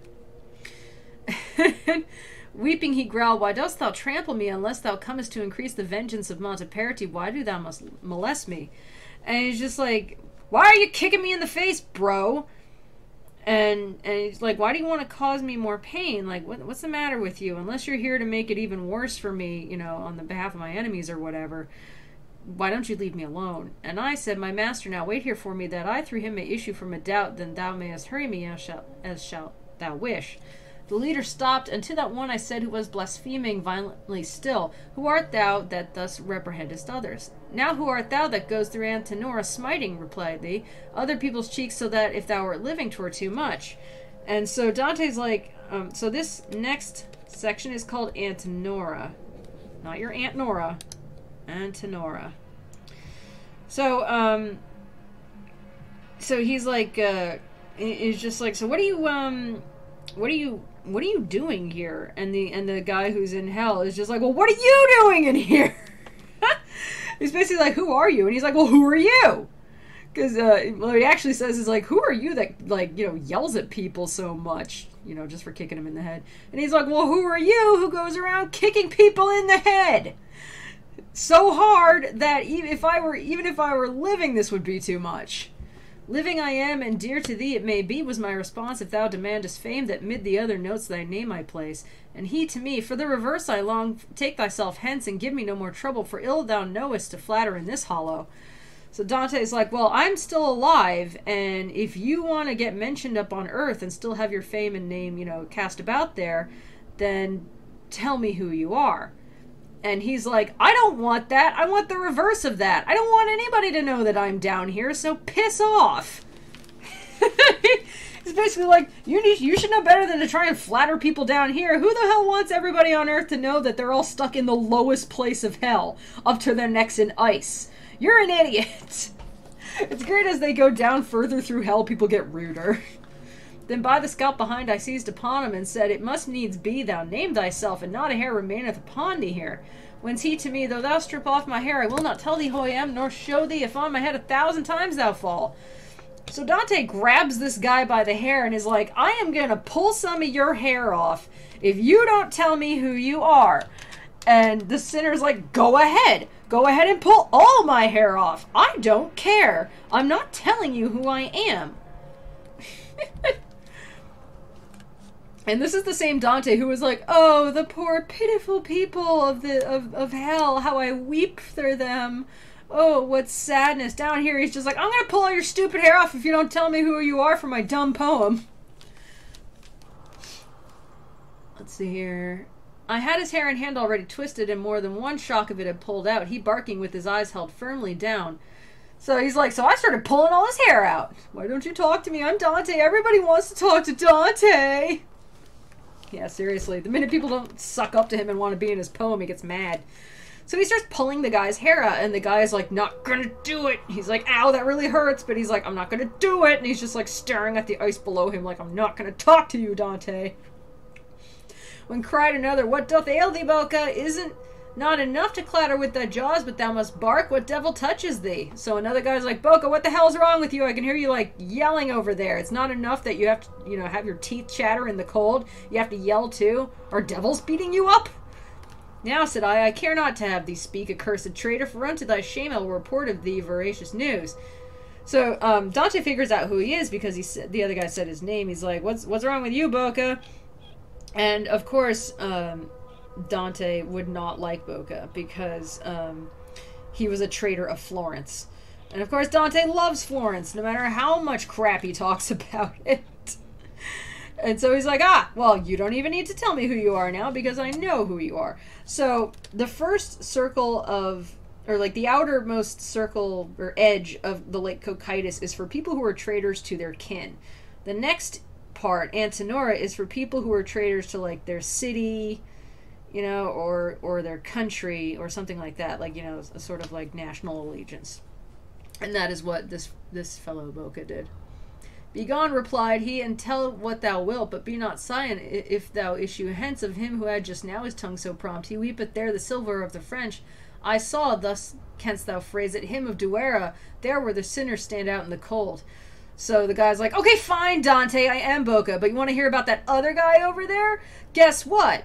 You know, like, you can tell everybody that he's down here with me, and you can say, I saw that guy.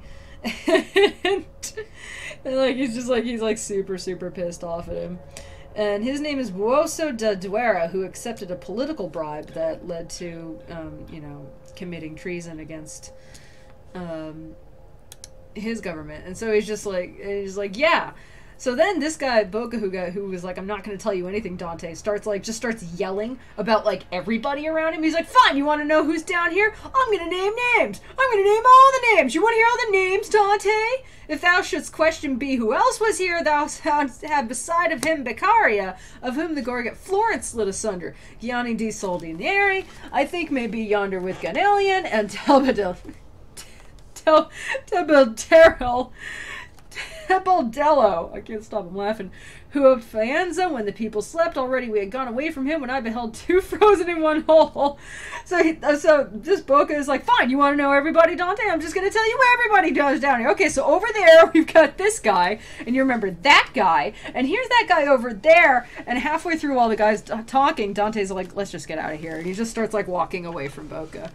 Already had we gone away from him when I beheld two frozen in one hole, so that one head a hood was to the other.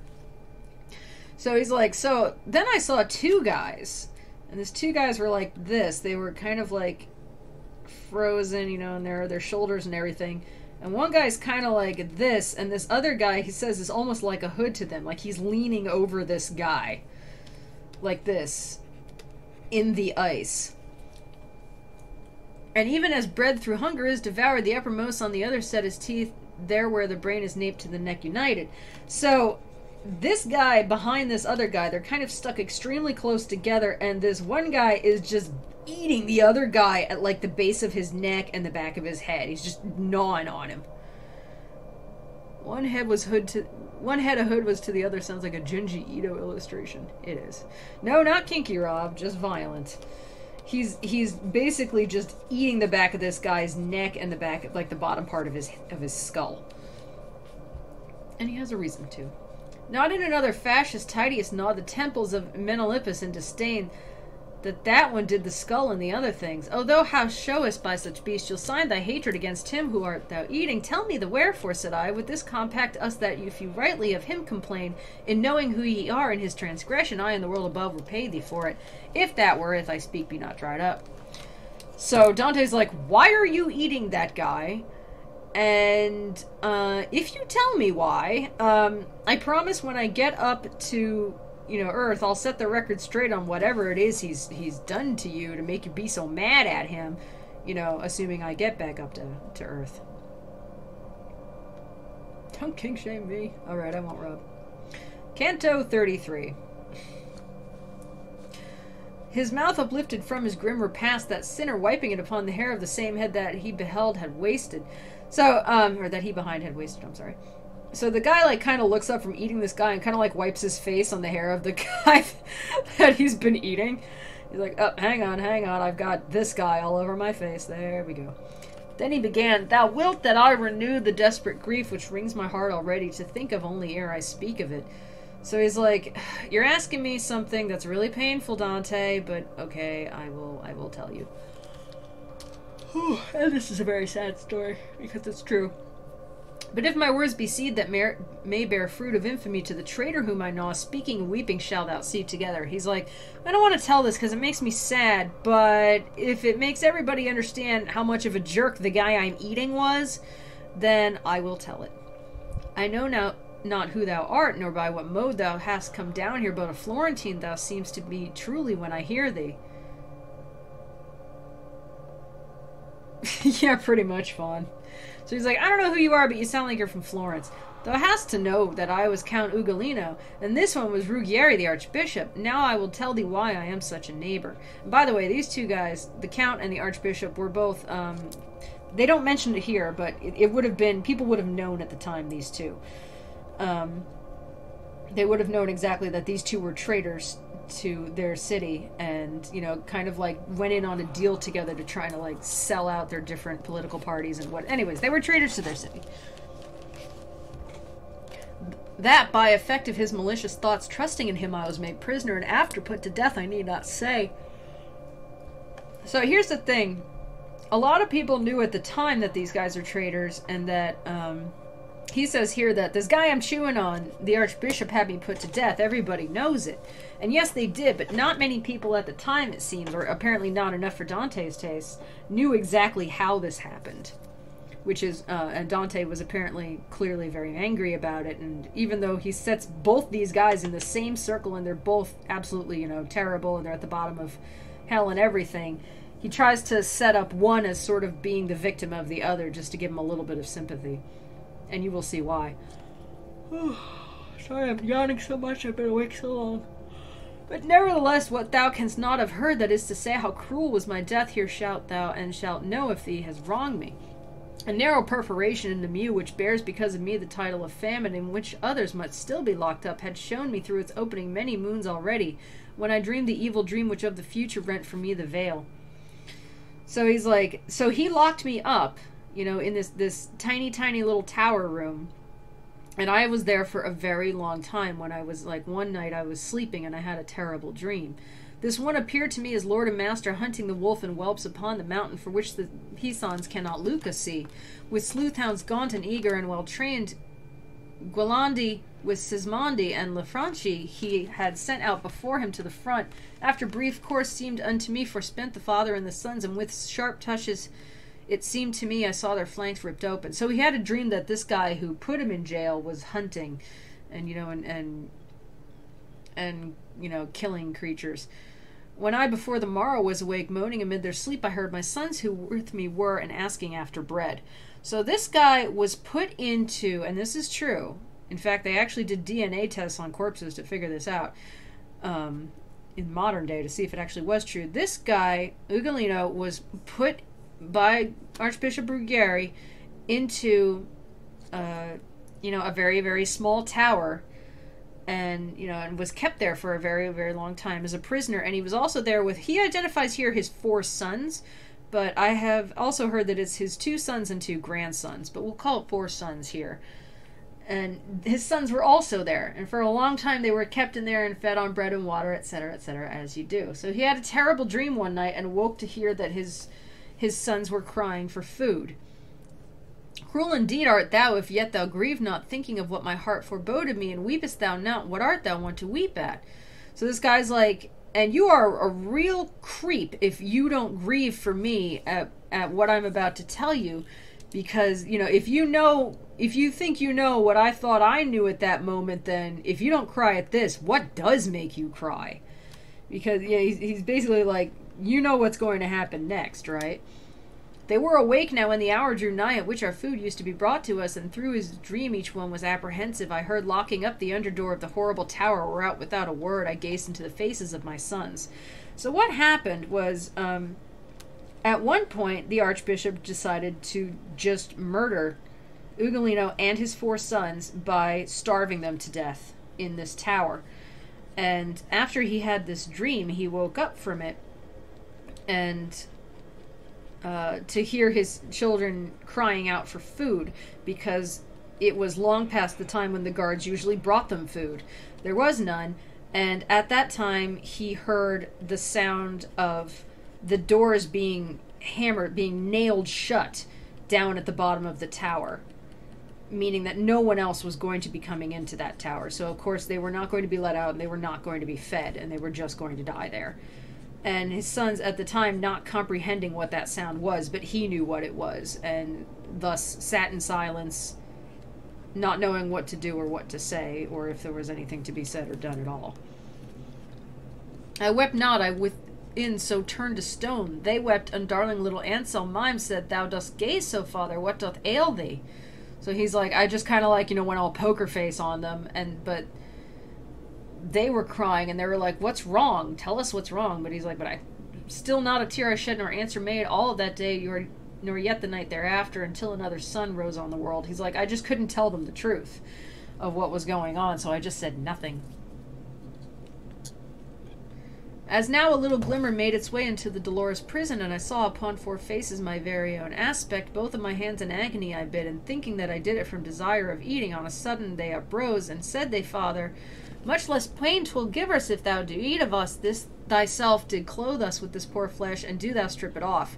So at this point, several days later, they're starving, and the father is so upset, he like kind of puts his hands in his mouth and bites his knuckles or whatever, and apparently his children thought that he was doing it out of hunger. And so, you know, several of the children said, you know, we don't want you to die. Please eat us. Just kill and eat one of your sons. It would be better. You know, we're your kids after all, and you gave us life. It's only fitting that we should try and help you. And he's like, no, of course I can't do that.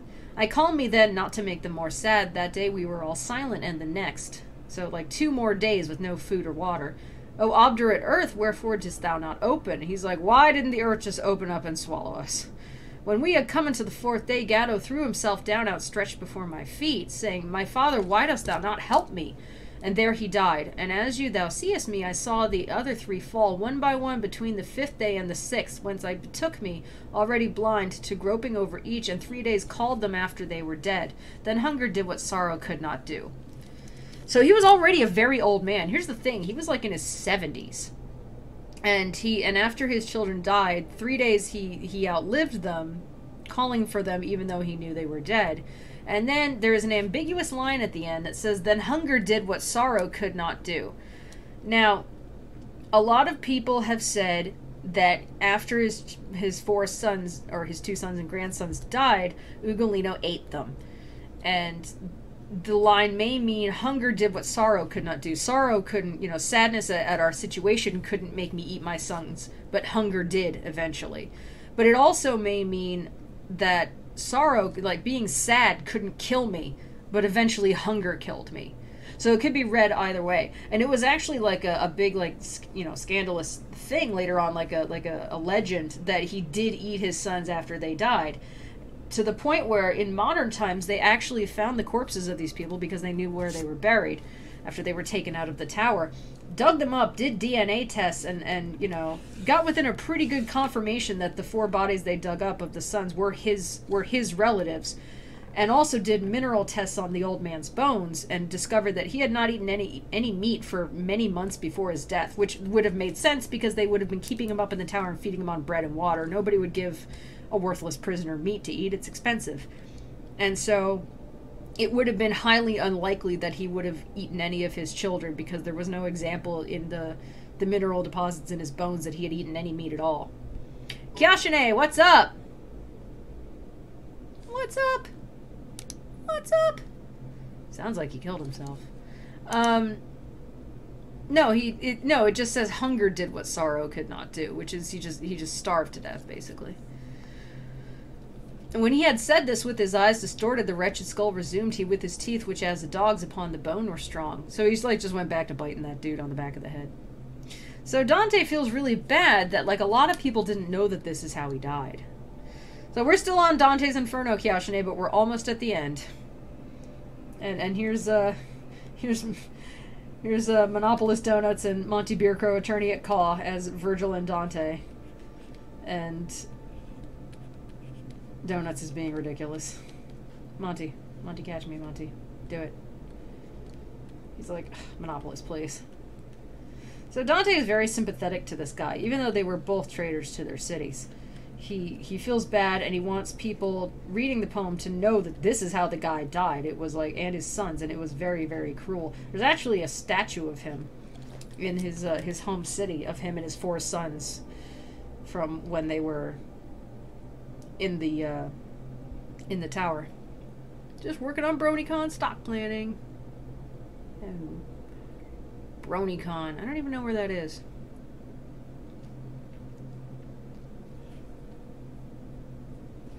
So, he says, Ah, Pisa, thou opprobrium of the people of the fair land there where the sea doth sound, since slow to punish thee thy neighbours are, let the Caprea and Gorgona move and make a hedge across the mouth of Arno that every person in it may drown.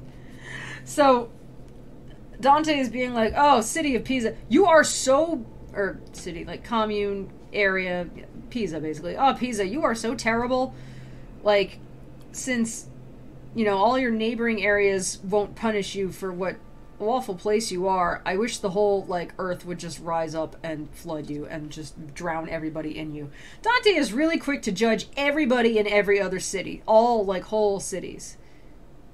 Still pulling the noise out of my film. Go for it, Rogue. Oh, that's right, it's in Baltimore. I forgot. I knew it was around here somewhere. And he's so quick to mention every other city around him as all being terrible, and he wished everybody in it was dead. Oh, man. For if Count Ugolino had the fame of having in thy castles thee betrayed, thou shouldst not on such cross have put his sons. And so he's like, okay, even if that guy did that, even if that count did bad things against you, you didn't have to lock his sons up. They didn't do anything. Guiltless of any crime, thou modern thieves, their youth made Uguccione and Brigada, and the other 2 my song doth name above. He's just condemning them. He's like, you didn't have to punish his sons. We passed still farther onward, where the ice and other people ruggedly unswathed, not downward turned, but all of them reversed. So in this next section, this third circle of the lake. Oops, I put it on the wrong layer. Idiot. Hang on. I'm a doofus. So, in this next circle is called Ptolemea, or Ptolemea. And there we go.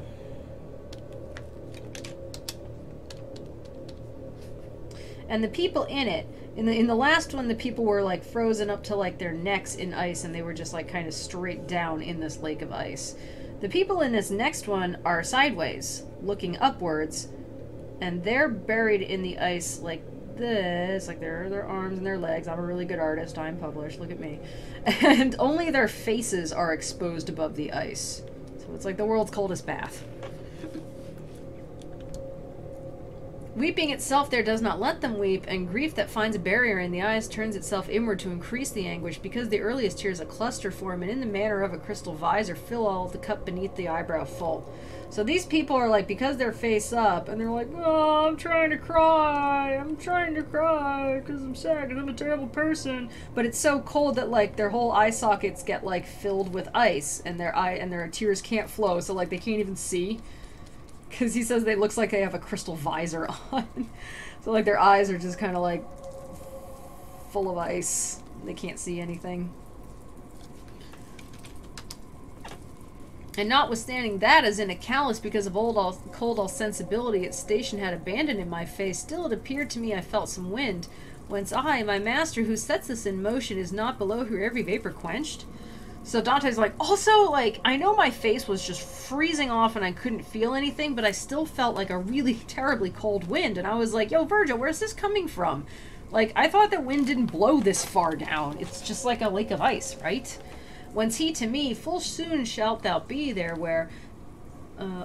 line break. Thine eye shall answer to make to thee of this, seeing the cause which raineth down the blast. So he's like, well, we'll soon be there, and then you'll know where the wind is coming from.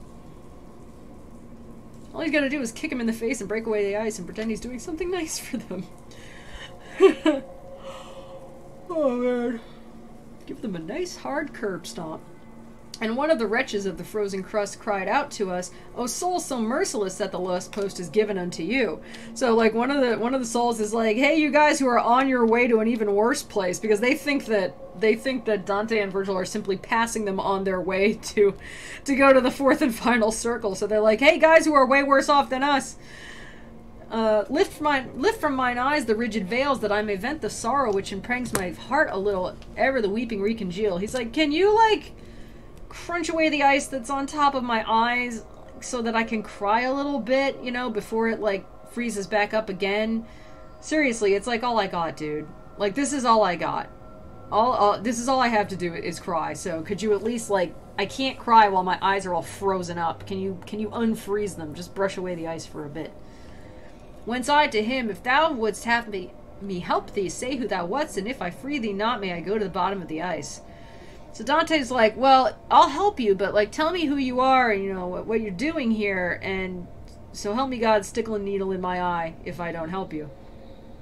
My eyes are frozen shut and I must cry. Then he replied, I am Frau Alberigo. It's so weird. I've seen Alberigo and Albergio. I think it's Alberigo. He I am of the fruit of the bad garden, who here a date I'm getting for my fig. So they take it that you already know these people. This friar was insulted by one of his kin, his brother. And I think he like slapped him or something stupid. So he invited him to a dinner at his house. Him and his brother and his brother's son. So his brother and his nephew. And he invited him there to kill him, basically. And this third circle is for people who betray guests, who are traitors to to in their home or their country or whoever.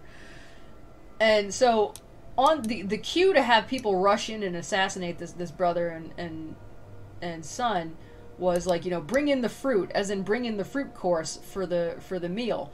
So he says, here I am, the fruit of the bad garden, who here a date I'm getting for my fig. Figs were they were like the cheapest of fruits back, you know, there, of Tuscan fruits and everything, and dates, which were imported, were much more expensive. So he says, who here a date I'm getting for my fig. He's like, you know, I got a nickel, but I'm paying a quarter for it. You know, he's like, I got what I wanted, but I am paying so much more for it in return. So, Oh, said I to him, now art thou too dead? And he to me, how may my body fare up in the world? No knowledge I possess. Such an advantage has this Ptolemea, that oftentimes the soul descendeth here sooner than Atropos in motion sets it. So, Dante's like, wait, aren't you still alive? And he's like, oh, am I? Oh, I wouldn't know. Because, you know, in this circle of hell, you know, when you do something so incredibly bad, your soul just comes down here before you even die, and you know, isn't that weird? And he says, and that thou mayest more willingly remove from off my countenance these glassy tears, know that as soon as any soul betrays as I have done, his body by a demon is taken from him who thereafter rules it until his time has wholly been revolved. He's like, so, you know, just so you know, I'm being fully up and up on you, so you know that you'll take away the ice from my eyes here. When you, like, you know, betray like this so terribly, your soul immediately comes down here, and then like a demon overtakes your body up on Earth and just kind of like lives out your life for you until whatever time you were supposed to die. Which is just Dante's way of saying, there are some people still left in life that I haven't condemned that I hate. So you know, but unfortunately they're still alive. How do I talk shit about people that are still alive if I'm supposed to see them in hell? Oh, I know. They're so bad people that their sins brought them down to this circle of hell, and now demons are operating their bodies up on Earth. Yeah, that's it. This is just Dante's way of trying to figure out how to talk crap about people who aren't even dead yet. Not that he didn't already have a way. He called out a lot of dead people, or a lot of alive people, by using dead people who are like, oh, I'm in hell now, and so who's still alive up there has a place next to me. He's expected in hell. He could have just done that. It's a very convenient loophole. Yeah, it's ridiculous. It's just like, how do I make the people I hate most who are still alive be in the circle right next to Satan? How do I do... Oh, yeah, that's right. Their souls... And what kills me is he completely contradicts himself, because, you know, he says earlier that you can obtain God's grace and escape hell, you know, if in your life, if you repent and everything. He doesn't give these people a chance to repent. They don't get to repent. As soon as they commit the sin, they immediately come down here. And so it kind of like bypasses that whole idea that, like, oh, well, you know, if you've committed sin, you know, you have to repent and ask God for forgiveness. He doesn't even give them a chance to do that, which seems odd and contradictory.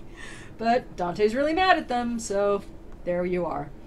I think, said I to him, thou dost deceive me, for Branca Diora is... Oh, he says, sorry, I missed one, sorry. Itself down rushes into sus a cistern, and still perchance above appears the body of yonder shade that winters here behind me.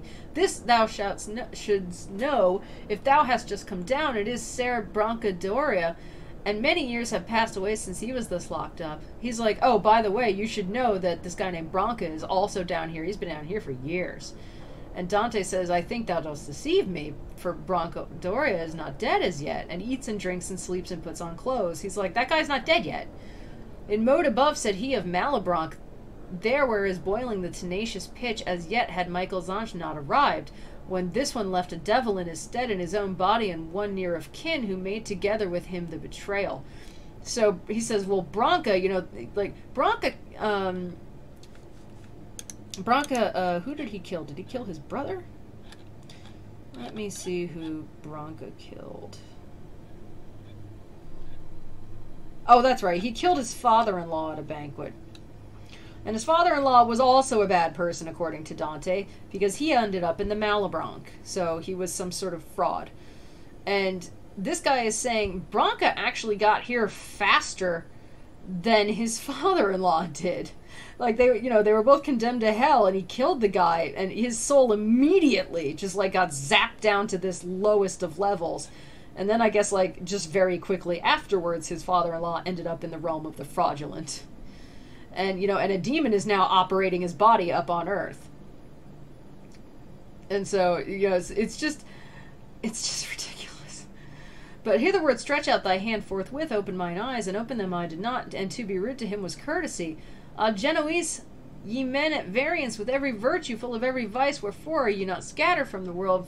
For with the vilest spirit of Romagna I found one of you as such, who for his deeds in soul in cocytus already bathes, and still above in body seems alive. So Dante's like, he's like, yeah, no, he is down here, and like his body's being puppeted by a demon up there. Anyways, I told you everything I know. Can you please take the ice off my eyes now? And Dante's like, nah. Anyways, I gotta go talk crap to the Genoese. You Genoese are such terrible people. Don't you know who's walking among you right now? He's like, I swear to God, I will take the ice off your eyes if you tell me who you are. May I drop dead. It's kind of like saying, cross my heart and hope to die, stick a needle in my eye. But you don't tell the person you're swearing to that you were already planning to stick a needle in your eye. Because what he says is like, he's like, I will go to the very center of the ice if I don't tell you, if I don't help you. But he was going to do that anyways. Dante is a huge jerk. Yeah, he is. And he says to be rude to him was courtesy. And he was just like, that's just the way people are in hell. Being rude is like a courtesy to people in hell. I can diss on them all I want because they're all a bunch of dumb sinners. And that's just God's will, I can totally stomp on them because that's just God's will. He wants them to be punished. So obviously I'm doing him a courtesy by going back on my word. Dante is an enormous creep. Ah, Genoese, ye men at variance with every virtue, full of every vice, wherefore are you not scattered from the world? For with the vilest spirit. So he's like, oh, the Genoese, all of you people. Again, he rails upon, an entire city of people again, an entire kind of people. He's like, all you people are terrible. And why are you not just wiped off the face of the planet? You have every vice. You're all evil. And right now, this evil spirit is wandering among you in this guy's body. Can you even believe it? Dante's gonna get his face stepped on so hard when he dies. God's will is to fulfill Dante's revenge fantasies. Seriously, it really is. He and Dante. God only condemns Italians that Dante hates to hell. Everybody else, who cares? Alright, Canto 34. And here he is. Judgerson. Tell me about it. Vexilla Regis Prodiant Inferni, which is a part of a famous psalm, which is why it's not translated. It means, and now advances the banners of hell. Towards us therefore look in front of thee, my master said, and see if thou discernest him. And as when there breathes a heavy fog, or when our hemisphere is darkening into night, appears far off a mill the wind is turning, methought that such a building then I saw, and for the wind I drew myself behind my guide, because there was no other shelter. So Virgil says, all right, look forward. You wanted to see him, that him. And there's like a heavy fog, and Dante's like, I can't see very well. It almost looks like a windmill is out there, but it is so cold, I'm freezing, and there's such a cold wind. I'm just gonna stand behind Virgil and use him as a windscreen. He's my windbreaker. Now was I, and with fear and verse I put it there where the shades were wholly covered up and glimmered through like unto straws in glass. He's like, okay, now I was at the very center of Lake Cocytus, and this is called the Circle of Giudecca, and of course it's named for Judas.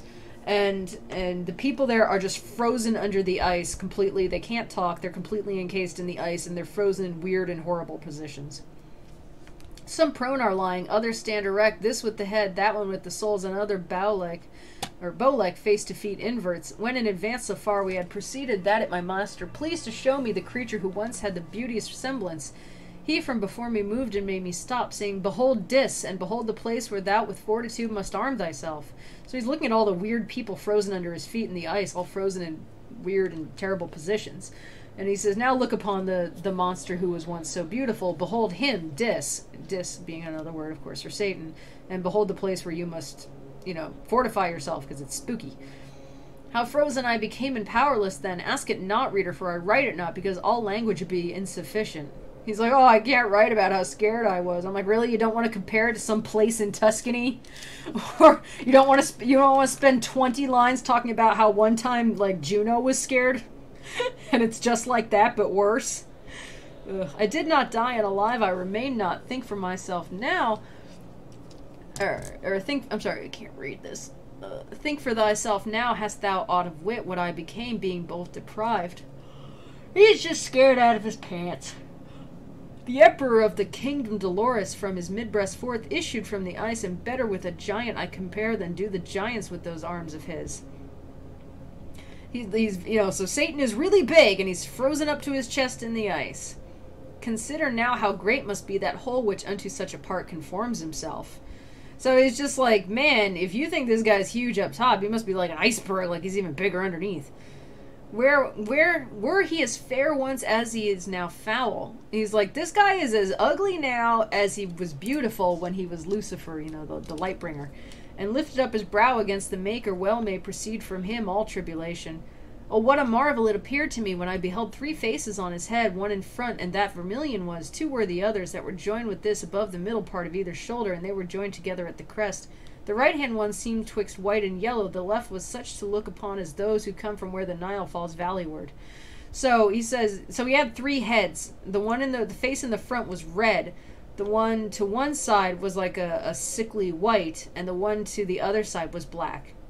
Will you be reading Purgatorio and Paradiso too? I will read Purgatorio, but I am going to decide whether we go through Paradiso. But nice to meet you, Finochi. Perhaps you will like our Dante picture. We love Dante and Virgil so much. And Dante loves Virgil so much. And Virgil just wants to get this over with. You know, if people like it, then we will go to Purgatorio, because I like that. I don't know about Paradiso, though. We certainly have to get back to playing Bendy and the Ink Machine, because that's coming out this week. I ship it. I ship it too, dude. I ship it too. We have, like, if you want to go back and watch the former videos where we went through the other parts, they're just hilarious. A lot of people on my stream, like, have read it, but some people have not. Like, Rob here hasn't heard any of it, and he's like, I can't believe this is such a fan fiction. I said, I know, and people have to read this in English class. I hope we're all reading terrible Lord of the Rings, Harry Potter crossover fan fictions in 900 years in English class. Because that would be amazing, and just as appropriate. I'm going to write my revenge fantasy fanfic. I don't know what world I'll set it in, but I'm going to write it all about how everybody I hate is in hell, even if they're not dead yet. Okay. Underneath each came forth 2 mighty wings, such as befitting were so great a bird. Sails of the sea I never saw so large. So he's got real big wings. Monty, catch me. Monty, do it. You know, we should do a comic of Monopolis Donuts and Beer Crow as Virgil and Dante. Or at least Perfidious LaRue as Beatrice. I ain't never said hello to your dumbass donuts. I've only read Inferno, like the common degenerate that I am. Really, honestly, it is the best one, Finochi. It's fine. Like, a lot of, yeah, you know that, like, most people don't even know that Purgatorio and Paradiso exist. Divine Comedy Paradise Lost crossover! That would actually be great. We could have Sympathetic Satan, and like Dante just walks in, and Sympathetic Satan is just like, you know, let me tell you how hard I have it. And Dante's like, well, I got exiled. And he's like, well, I got exiled like to the max. And then they just complain over who has it harder. I think I'm done pulling noise. Oh, good, Rogue. Excellent. I want to draw another pissed off Virgil. Hang on. Actually, here, let's just use this one. A lot of people don't even know that there was, like, Paradiso and Purgatorio after this. They just think that, you know, the Inferno existed, because it really is, I guess, the best one. Your interpretation of some Stephen King novel. Well, I had it in my lap, Kale. Draw, I'm like Grumpy Cat. he real mad. He real mad. So, but I will do at least part of Purgatorio. Dante grabs Satan horn. Tell me what you did, you donkey! Yeah, because he actually doesn't know. No feathers had they, but as of a bat their fashion was, and he was waving them so that 3 winds proceeded forth therefrom. So Satan's just like, in the middle. I'm Satan and I'm not pretty anymore. He's got like 3 heads. I'm also mad. And the other one's like, I'm actually kind of enjoying it down here. Yeah. No, they're all mad. And he's like, my arms are frozen in hell. Oh, they're all frozen in the circle of Judecca. And I got attacked because I love my mom. whatever. And he's got big wings and he's flapping them because he's like, oh man, I'm stuck. And he just flaps them back and forth. Tell me what you did, you donkey. Vaughn, please put that in chat quotes in the Discord so I can save it for later when we do sketch requests. Thank you. Thereby cocytus holy was congealed, with 6 eyes did he weep, and down 3 chins trickled the teardrops and the bloody drivel. So he's like crying a whole bunch, and he's like, well, I'm the devil and I'm crying because I'm sad. Oh, I actually just had it up in my Discord, Finochi, but if you want, I'll put it up in Imager for you. Imager. Hang on. Yeah, I want to do a lot more fan art of Dante and Virgil goofing about in their beautiful, sassy way. Did I tell you guys that I got a comment from somebody online who was like, oh wait, should I put it up with, oh shoot, should I put up that version? Wait, which version do you want? Because I actually have 2 versions. Because I kept saying bridal carry to people when I was reading it, and some people were like, what the hell is bridal carry? And I was like, this is bridal carry. That's why I drew it, because I was like, the way he's describing this, Virgil could not be picking him up in any other way.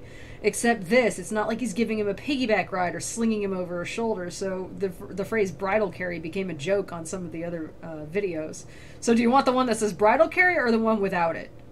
I kind of like it either way. Bridal carry. But yeah, I got a comment when I posted this on my Instagram. Somebody from Italy wrote back and they were like, here, let's see what they wrote. It's actually kind of great. I shall read it to you.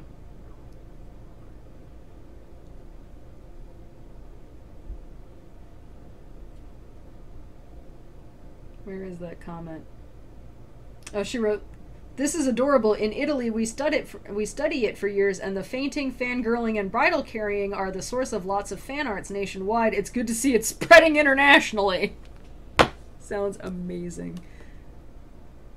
It's their album cover, bridal carry. Okay. Let me go put that up in Imager, and then I'll put it in I'll link it. I'm actually, I don't know if you've been on my stream before. I'm actually a comic book artist, so this is just kind of the crap that I do. It's how I do when I'm not doing comics. Shipping the classics. There you go. Anybody want to grab that picture? There it is. All I ask is that you do not distribute it without credit. So maybe just put Fun with Punko on there as my Instagram name if you feel like sharing it. Or a link back here, but I would probably just use my Instagram. It's the same as on here, Fun with Punko. You're welcome! Aw, thank you for the bits! Oh my gosh. Wait, I want to see them go in. There they go.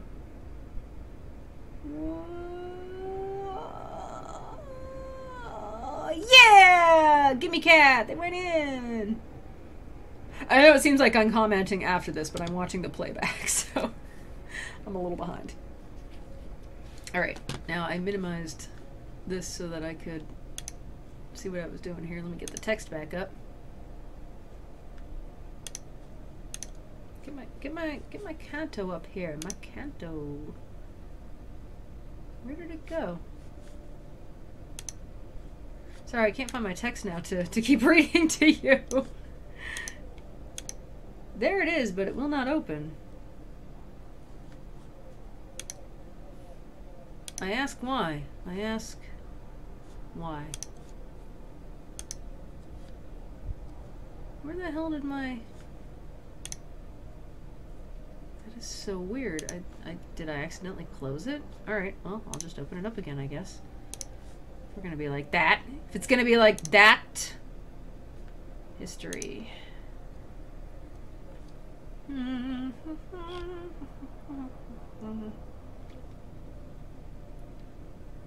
Oh my god, where is my...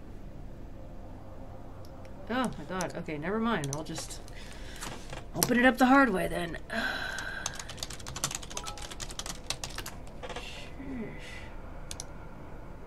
Oh no, I see some things going in. Where are they going? I can't see them. Bits! Thank you, Kiyoshine! Oh, yeah. Thank you so much for the bits! There they go! Oh, just missed them. That one goes down into the special bit bin. Right underneath. Oh, I know. I'm just, I'm trying to get to where I was before. And by where I was before, I don't mean, like, where I was. I mean, to the website that I was on. I always miss. Thanks, Fawn! It's pretty tricky, dude. It's like the labyrinth with that thing, and Gimme Cat is in there as the, Oh! 3 of them made it in! Yes!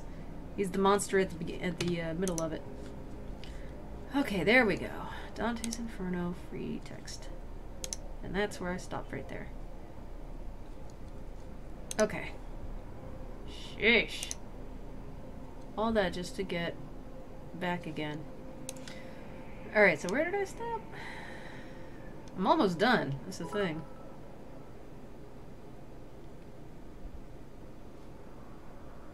Ah, here we go. Alright.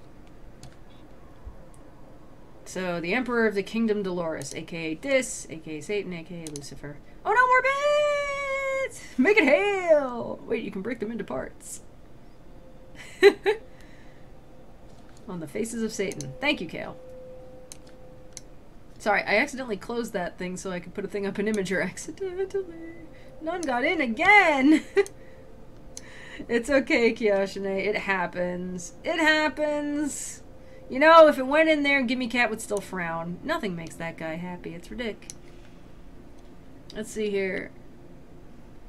So, where he is fair once as he now is foul. So he's like, yeah, he's as ugly now as he was pretty back then. So we stopped at his face is all weird. And they were crying. At every mouth, he with his teeth was crunching a sinner in the manner of a break, so that he 3 of them tormented thus. So in each mouth, he's got 3 mouths, and in each one he's chewing on a dude. Bullying Dante is the most fun. It truly is. It truly is. Oh, oh, oh! Oh, one of them got in. Awesome. So he's chewing on 3 dudes at once, because... hell yeah, I guess. I'm gonna draw me... another... Oh, Kiyoshine, I'm watching. I'm watching.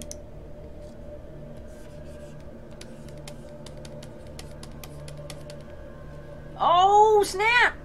Oh, snap! Yeah! Oh, my arrow is good. I was just guessing at where that thing was. Extravaganza! Slam dunk! It's like, woo, boom, slam dunk. So anyway, finally. He's eating 3 guys, or he's just chewing on them a lot, like forever. To him in front the biting was as naught unto the clawing, for sometimes the spine utterly stripped of all the skin remained. So the guy is like, that soul up there which has the greatest pain, the master said, is Judas Iscariot, with head inside he plies his legs without. So the guy who's being the most chewed upon is of course Judas, who betrayed Jesus. Of the 2 others who head downward are, the one who hangs from the black jowl is Brutus, see how he writhes himself and speaks no word. The other whose stalwart seems is Cassius. But night is reascending us, 'tis time that we depart, for we have seen the whole. So those 2 guys who betrayed Caesar, because of course Dante loves Caesar so much. And so he puts them in the circle with Satan and with Judas, which is the circle of Judaica, which is reserved for people who betray their masters. Come for the cosplay, stay for the alloy arts. We have to draw super pissed off, like.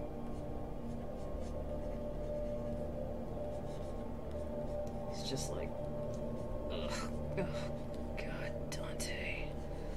Like, I'm so fucking done with you. I'm just so done with you, dude. Like, get off me. He's like, I wish I could go back to limbo.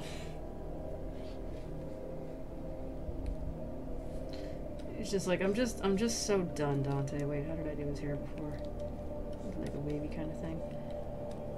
He's like, can I just take my blessed pagan status and just leave? So yes, Rob, he puts, like I told you, Dante is an enormous Rome fanboy. He loves the Roman Empire. He's so into the Roman Empire. It's like his favoriteest thing in the whole dang world. And so he's just kind of like, he's like, yeah, Judas is down here. Also the two guys who betrayed Caesar, because Caesar was perfect and beautiful. What was that thing that... Stop playing in a paper bag, cat. Well, what was that thing that Lynx posted up on the first night, I think, that we did, Dante? Where he was like, where he posted up like, I like the stabbing of Caesar because it was the first time that everybody in a group project actually did their part. And someone was like, yeah, but there were like 50 guys there and only 32 stab wounds. And he's like, yep, gotta love group projects. I don't know if it was him that posted that up, but I know it was him who posted, when I die, I want my group project members to lower my casket so they can let me down one last time. Yeah, it was Lynx. Caesar equals Jesus. Yeah, basically to him. So they can let me down one last time. But no, basically to Dante, he's basically Jesus. So he's like, alright, anyways, we've seen everything in hell, let's just leave. As seemed him good, I clasped him round the neck. Of course. Wait, hang on. In that case, I have to change this picture.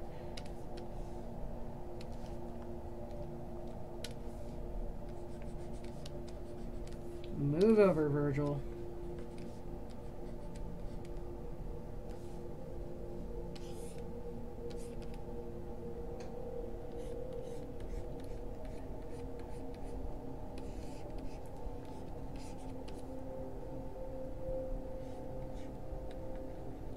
He's like, are we going somewhere, Virgil?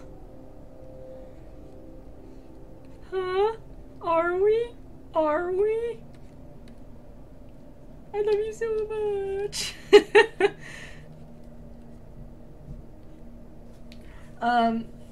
So he's like, let's just get out of here. You've seen everything in hell, alright? This is the big end of the tour. This is Satan. There's no more to see, basically. That's it. I mean, we have to exit through the gift shop, you know, and that's basically it. And he's like, get on my back, I guess. Or whatever. He came up with some interesting concepts, but he used them so poorly. Yeah. Da-da-da-da-da, Dante. Like I said, people have to read this in English class. It's so hilarious to me. And you know what? It was hilarious to me back in English class, too. Oh, wait. This toga's too high. That's why I'm just wearing it like a bathrobe here.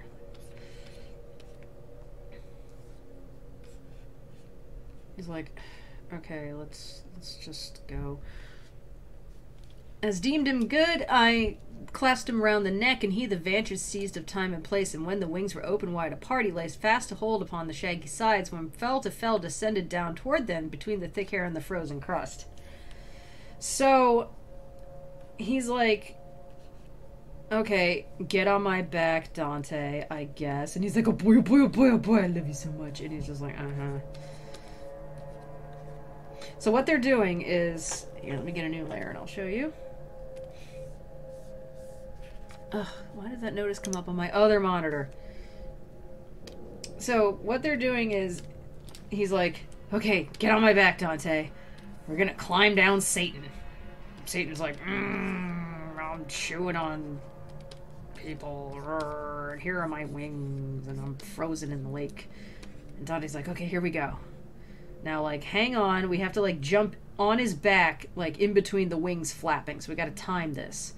And he's, like, frozen in a hole, but there's, like, a tiny little gap between his back and the frozen crust of the ice. And they kind of, like, jump on his back, and he's got, like, a super hairy back. So he's hanging on to him, and he's got, like, almost like little plates on his back. You know, he's very monstrous and beastly. And apparently can't talk. He's not like other versions of Satan. He's just, like, a big monster. And they kind of, like... He's like, climb upon me, Dante. let's jump on his back. And then they kind of like climb down through the hole. Gotta spam X for that QuickTime event. He looks more worried than excited. Is that true? That's true. Hang on. I don't want him to be looking at him. I want him to be, I want him to be like, where are we going? Where are we going? Where are we going, Virgil? Where are we going? Are we going somewhere fine? Oh boy, oh boy. And he's just like, oh my god, why did I drag this asshole all the way down here? Oh my god. I can't wait, I'm so excited!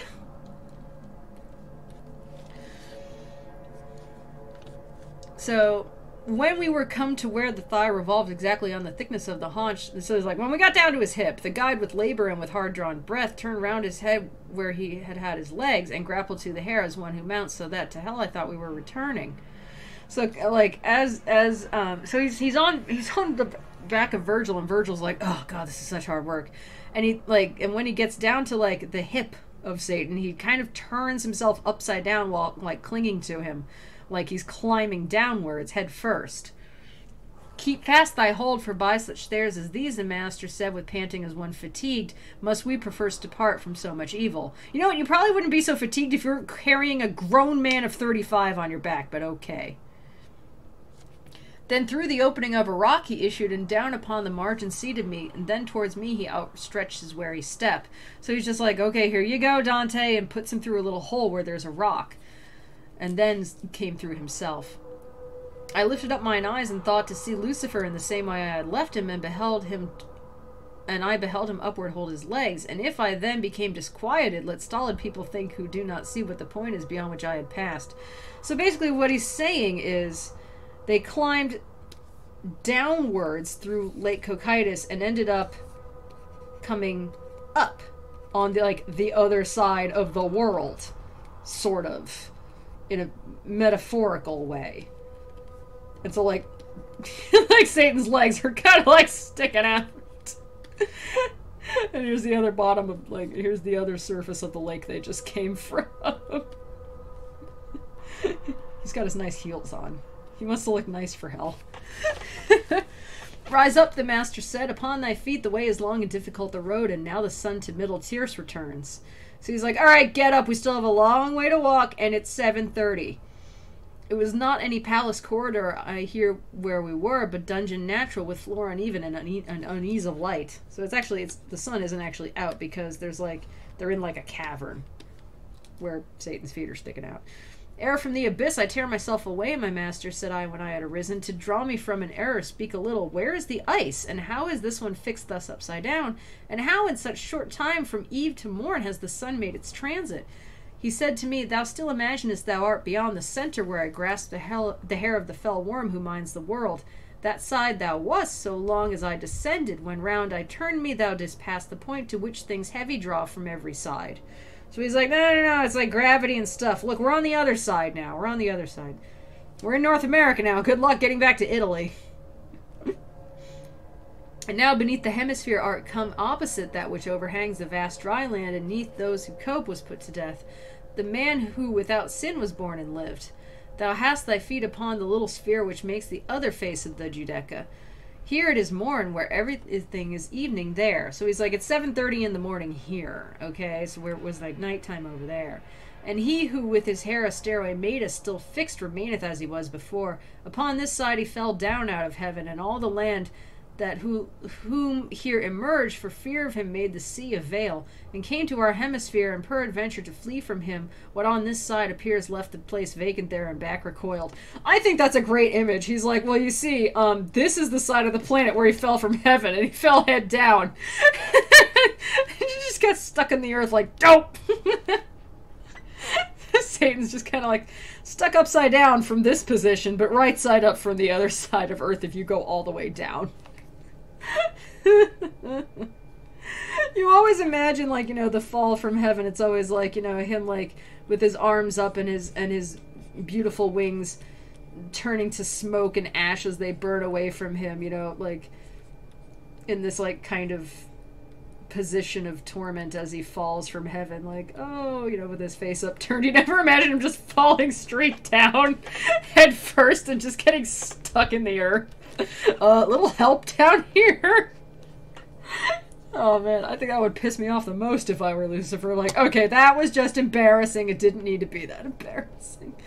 A place there is below from Beelzebub, as far receding as the tomb extends, which not by sight is known, but by the sound of a small rivulet that there descendeth through chasm within the stone, which it is gnawed with course that winds about and slightly falls. So they're like, we can't really see, but we can hear a small, tiny little river, or a rivulet going through here. The guide and I into that hidden road now entered to return to the bright world, and without care of having any rest, we mounted up the first and I the second, till I beheld through a round aperture some of the beauteous things that heaven doth bear. Thence we came forth to behold the stars. That is the end of Dante's Inferno, where they have just climbed up and out of a little cave and are now finally, after all that, standing outside,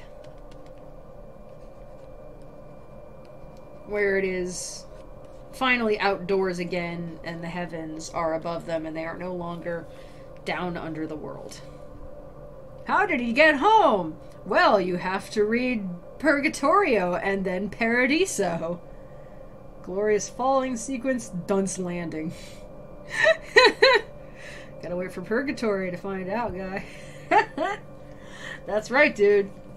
And I will read some of Purgatorio because it's like even more shippy Virgil, Dante. Just, oh, that one guy who shows up and is like, you're a filthy human, you can't go into Purgatorio looking like that, go wash yourself. And he's like, okie dokie, here's a river with Virgil, wash me. just don't even. Next time on Dante Rules. Next time a world on the Afterworld according to Dante.